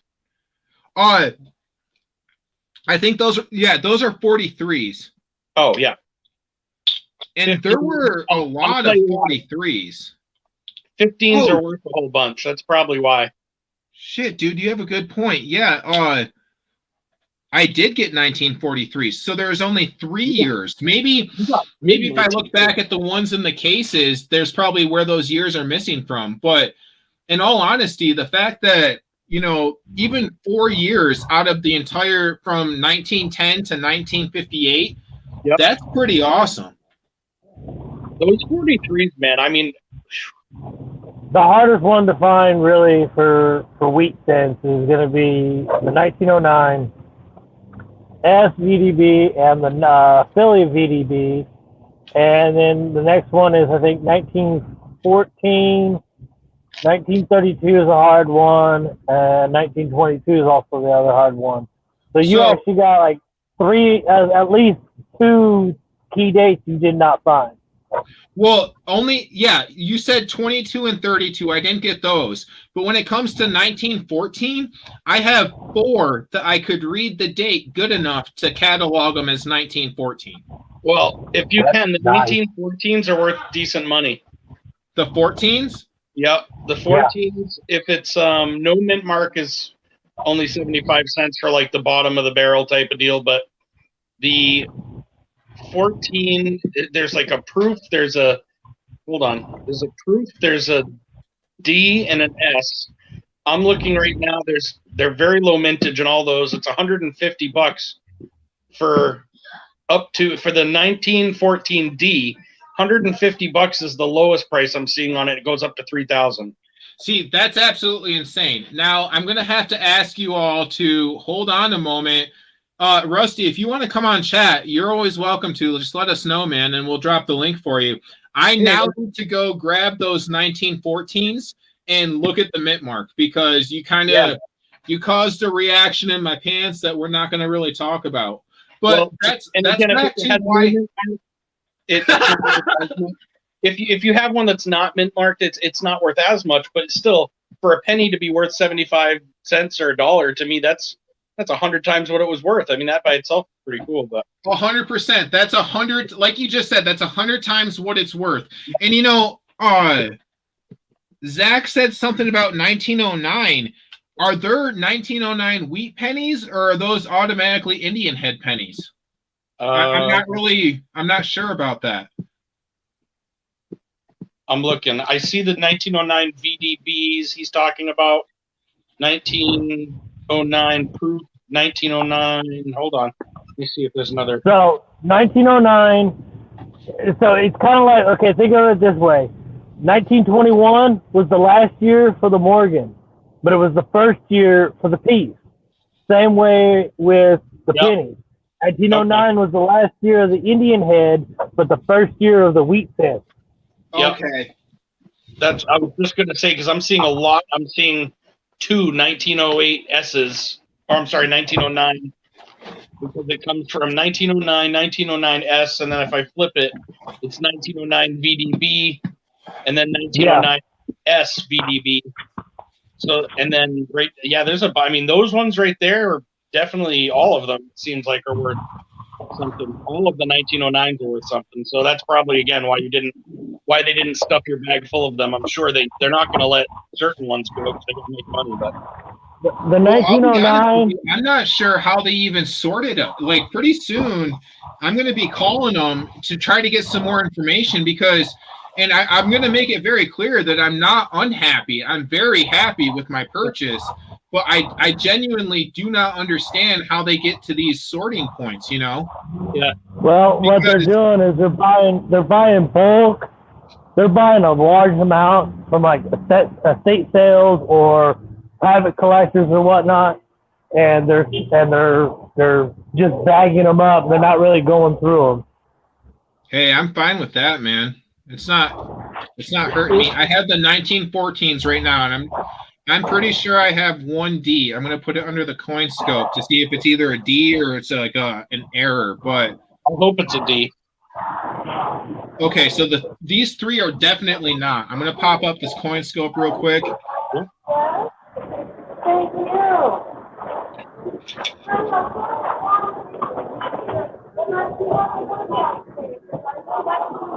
Oh, see, so no, that's just an error, huh? Or not an error, a scratch by that 14.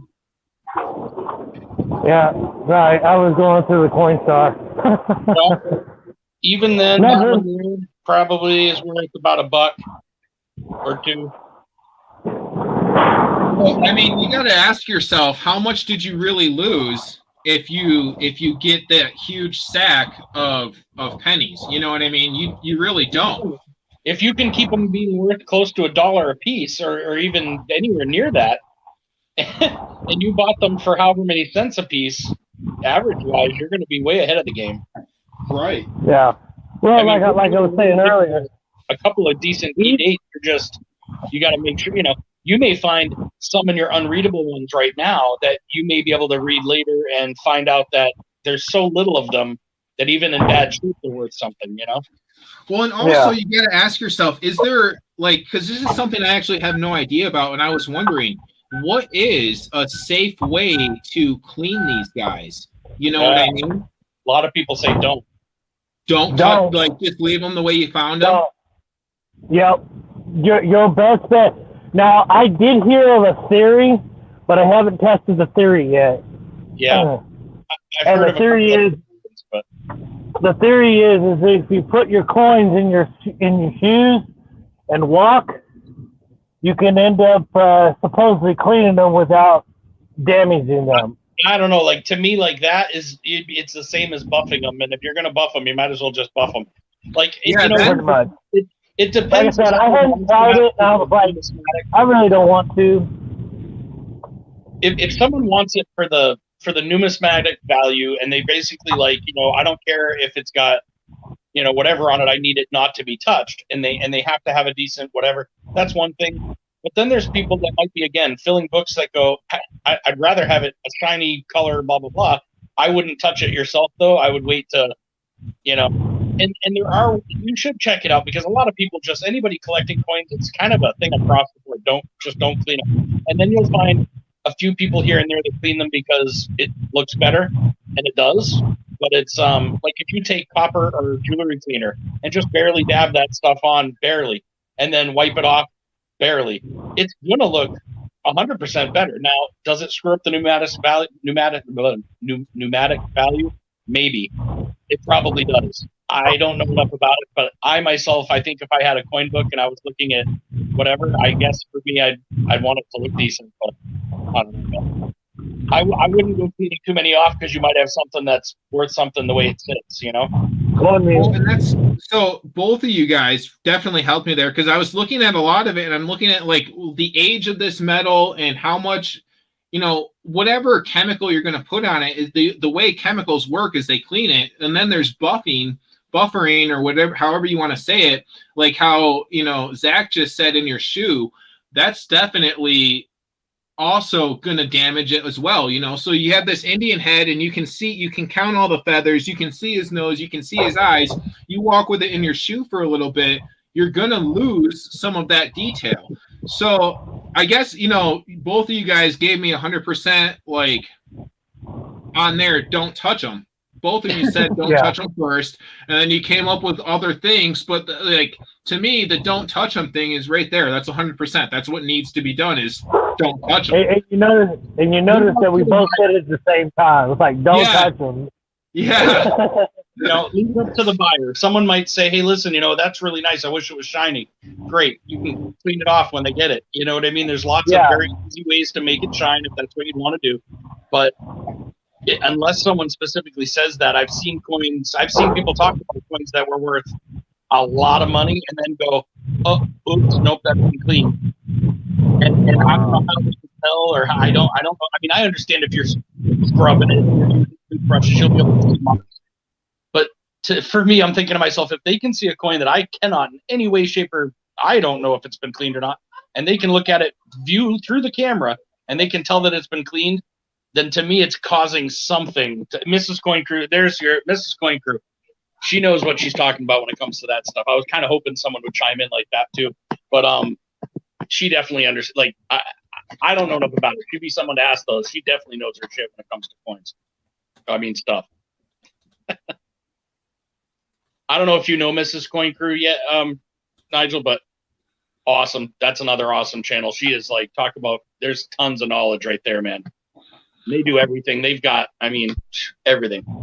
Well, I don't know her, and Oh. honestly, she keeps popping up with these like facts. So it's Very like, nice. hey, let's Yeah. get together and talk about some pennies. You know what I mean? Because She knows. No, she's got some knowledge, and so does her husband.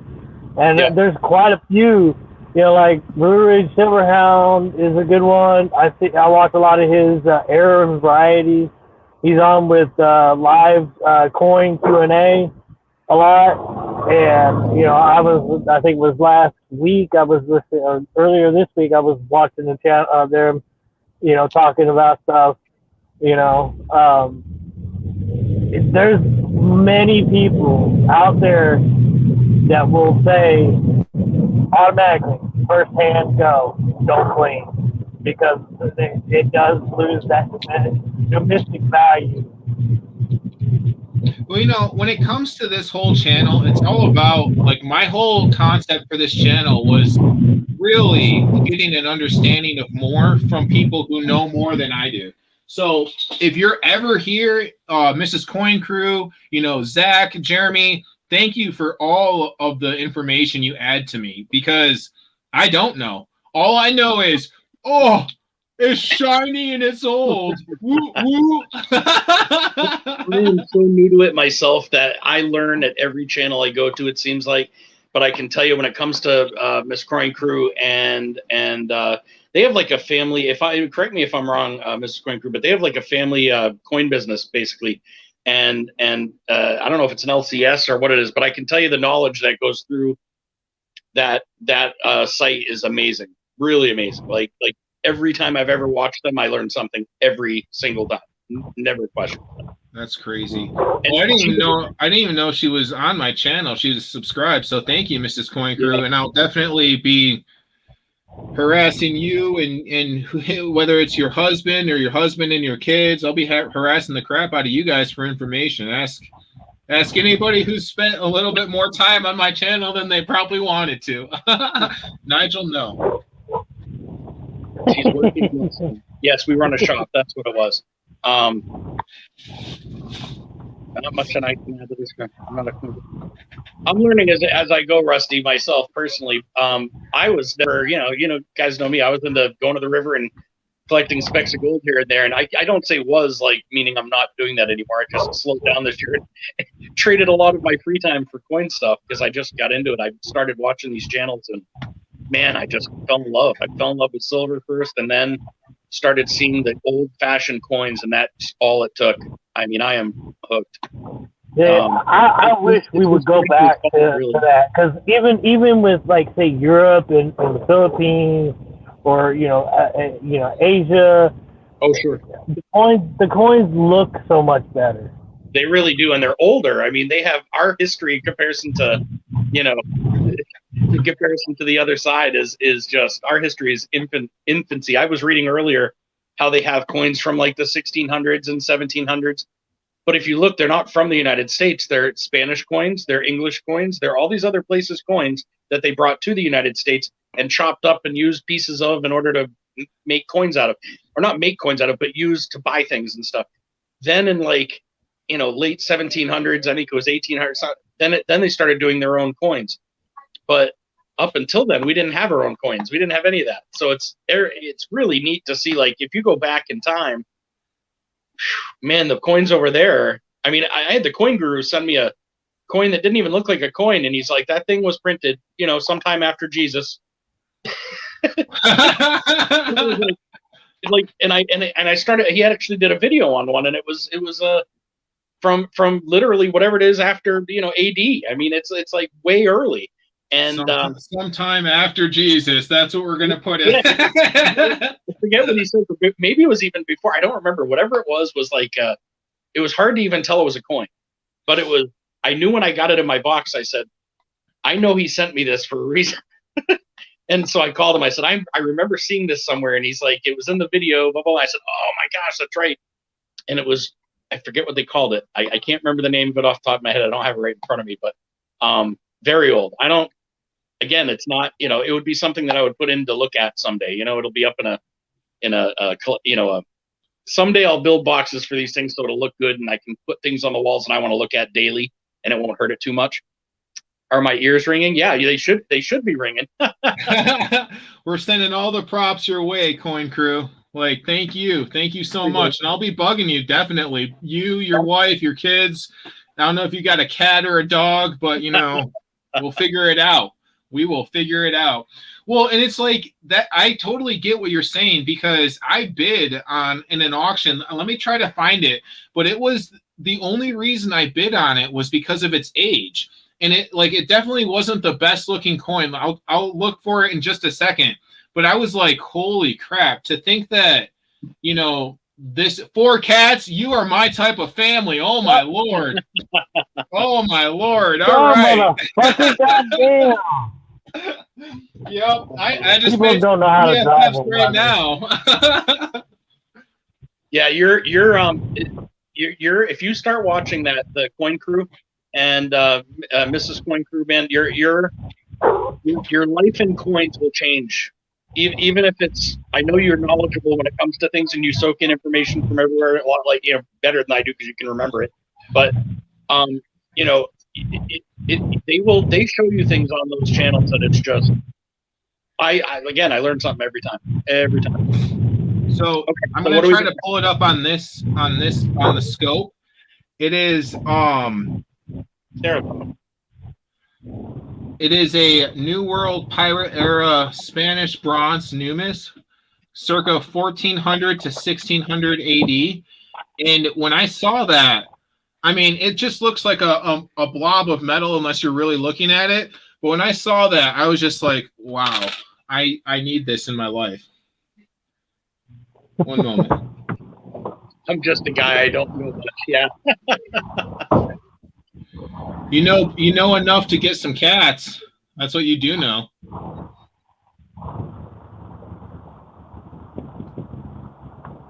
One more before work. So I'm guessing that must get some scores. That's funny that it's not exactly like mine, but it does have similarities. I'll have to pull mine out at some point and show you. And like I said, you know, to me, it's like, oh yeah, that you can't really make it out very well, and it's really not much. But to have something that's literally that old, like that's, I'm a simple man, you know what I mean? I bought a sack of pennies, so to have a piece of copper that's that old, you know, it's all good. Yeah. Well, Coin Crew, let's not ruin this. Let's not just kind of say, hey, you know, I didn't have any say in the cats. Let's both be awkward cat guys. Just you have a family. I only have one cat. You know, there's Jeremy's cat popping up in there. Mine's behind me. We're all good. In all fairness, Nigel, I didn't pick Nigel out. I was just shipped him from New York. So. Mrs. Coin Crew had we scored. We scored at the coin toss. 47 miles. Wait, one more time, Jeremy. Mrs. Coin Crew did this video where she had a wasp stuck to the side of her, not stuck, I shouldn't say stuck. He was walking down the side of her car at however many miles an hour, and this thing just kept holding on no matter what. And they get to their shop, and they go to open the door. She's like, I'm not getting out of there. Because it was like a giant-ass wasp. The thing had held on the whole time. And this thing's just walking the whole time. Like, wings are being thrown everywhere, but its feet never left the car. It was crazy. Was this what you were showing off, Zach? The Spanish, I'm going to say PTAS, because I don't know what it really is. Is that what you were talking about earlier in the stream? The hitchhiker. I think so, yeah. So this, I got this in a stack from an auction, and it's a 5 PTAS, and I think that is who you're talking about because his face looks intense. Let's put it there because I don't know how important he is into their history. So, what's the year on that? This one's a 1957. Oops. I just had a phone call try to come in, and so now I lost sound. I'll be right back. I'm just gonna restart it. You're good.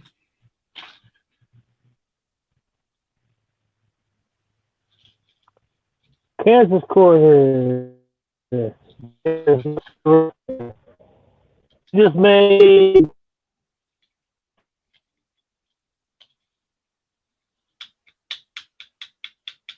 I just lost everybody, so now you guys are stuck with just me.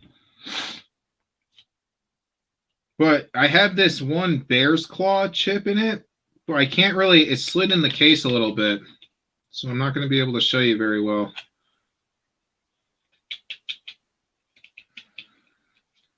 There we go.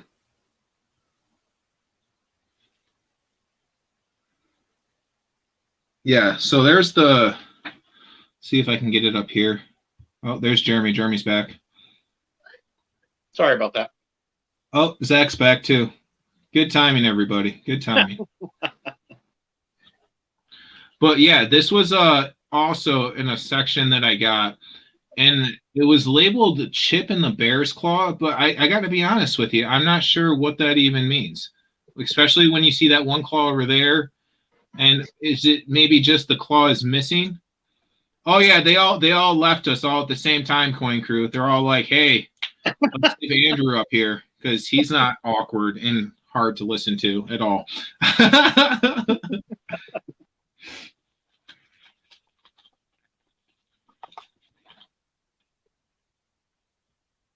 I would like to remind everybody the video for our 200 sub giveaway is up, and the deadline to enter is October 21st. Awesome. Yeah, I did watch that the other day. You guys should check that out for sure. I'll watch that tonight, Rusty. Because yeah, I got to get ready to go to work. It's getting that time. So, Jeremy, you know that application I filled out yesterday? They just called me. That's how tragic they are for workers out here. Oh wow. Yeah. But hey, maybe I got all the answers on retirement ages and everything like that correct. You must have gotten that question right, huh? They liked your idea. Maybe he's going to make more in his retirement if he listens to you. So he was like, yeah, we'll hire him.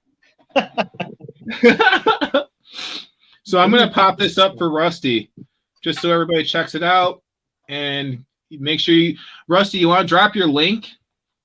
Is it going to be on your YouTube channel or Holly's, or help a brother out here?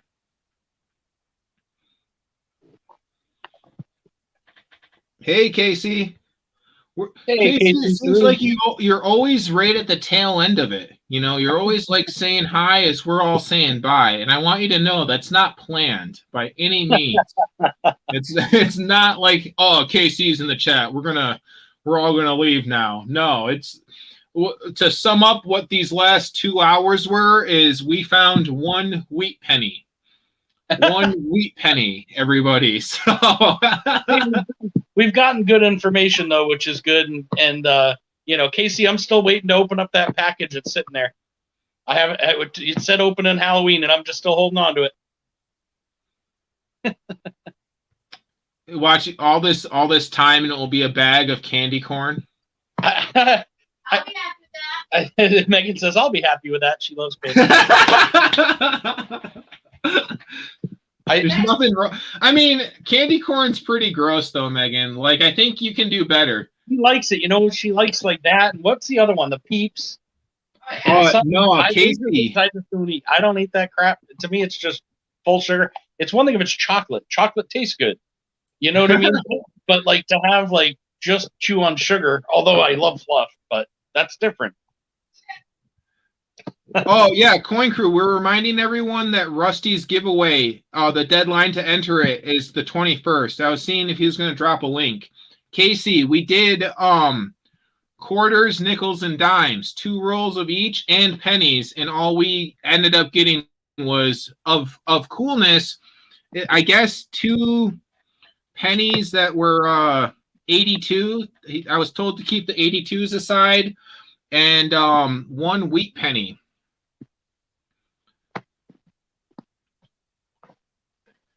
Thank you, Mrs. Coin Crew, and seriously, thank you for all of your help. No 50 cents just because I'm poor, Casey, but maybe we can get our hands on some of those here soon. What are we getting our hands on? Some 50-cent rolls.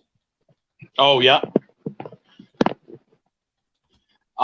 Yeah, I can't wait until you check out the Coin Crew's channel. You're gonna really like that. they're kind of like, I don't know, Mrs. Coin Cruise. If you put the two of them side by side, and I don't know them personally, but Mrs. Coin Cruise she just reminded me. I don't know, she's badass. I like her, and she just says it the way it is, and so does he. But it's like, I feel like, a lot of times it's like talking to you in ways like you're very business oriented, even though maybe our lives aren't necessarily, you know what I mean? But when it comes to it, it's like, we're going to do this, we're having fun, we're going to blah, blah, blah. But these are you know what I mean? And I don't know, I have a good time watching. It's something I think you'll be able to grab onto and not, like, you'll feel good about it. It's not like a questionable thing. Well, crap, you guys. I'm gonna have to sign off. What are you doing? And, yeah, let's I don't know, Jeremy, if you want to stay up later tonight, I'll go on while I'm working, and you can just talk to everybody. Host a late night talk show. Here we go. What time are you working? I'll be Casey, I try, man. Like, listen, I do the best I can. You need to move to a different time zone. Move to a better time zone. Like most of the people who are on this channel, you're all on the East Coast. Come on. Usually Nigel goes on it after 1 a.m. and I'm over there. Yeah, this was a present to Jeremy to try to spend some time awake during the sunlight hours. But it is neat though. It feels weird to be talking to you while there's still sun. That's completely different than it's been in months. Well, we'll see how long this only working one full-time job lasts. Probably maybe a week. Are you really? Crap, Casey, what are we doing wrong? How are we not I'm going to start sending you the same emails and messages I send Jeremy. Hey, dude, thinking about going live. What are you doing? When? I don't know, maybe 10, 15 minutes. What do you think? O is magic. Daryl, my goodness gracious. O is magic. I missed something in chat. I don't know what that means either. Notif is going to try to get me to go home. Must be the end of their day over there. We are fun. Yeah, they are, totally. Sorry, I was catching up. My dog is like losing his shit over this phone.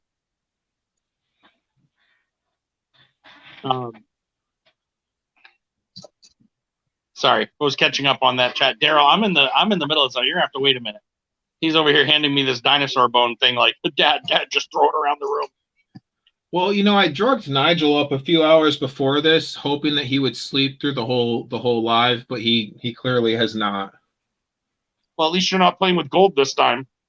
Usually he waits till you got specks of gold on the table, and then he's like, oh, hey. He's horrible. He's absolutely horrible. I don't know if I told you he shredded I don't know what his issue. Oh, I took a moth out. A moth got in, and he was having a great time with it. And then I took it away, and what do I get for that? A bunch of stones on the carpet.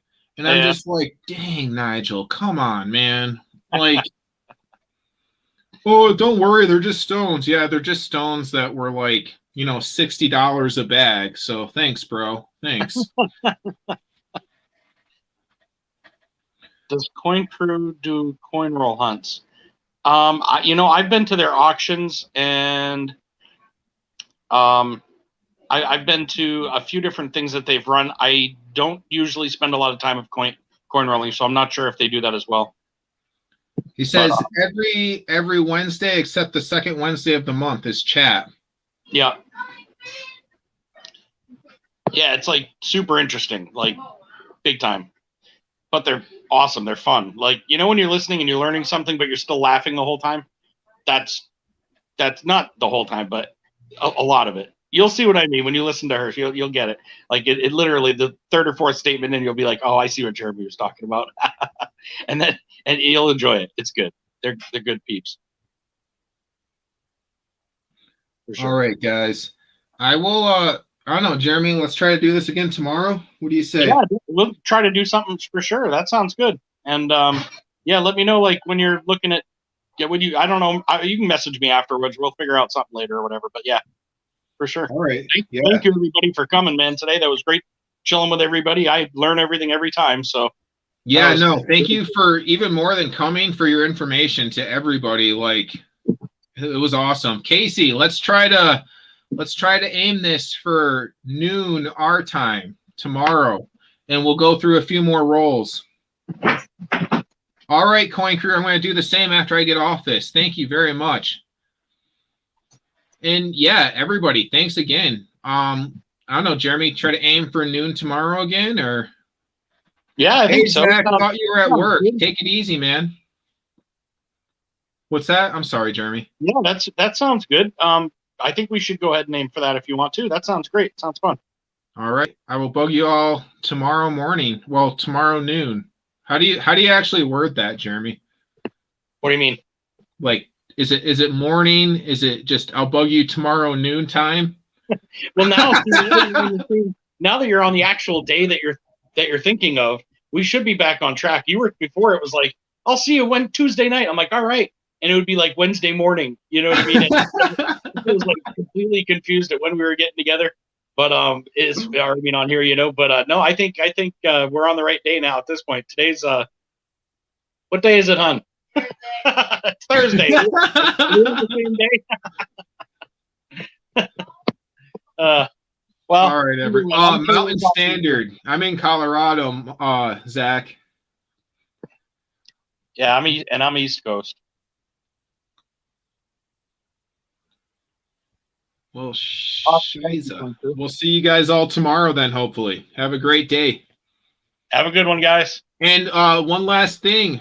Check out Rusty's channel. 200 sub giveaway. Yep, they just put a video out on that. So check out the sub. They've got some giveaways going on. Or I mean the video, you know. Oops. All right. Now we'll be checking that out tonight. Thank you, Rusty. Thanks for the offer. Or I guess, wow. Thanks for the chance. Thank you.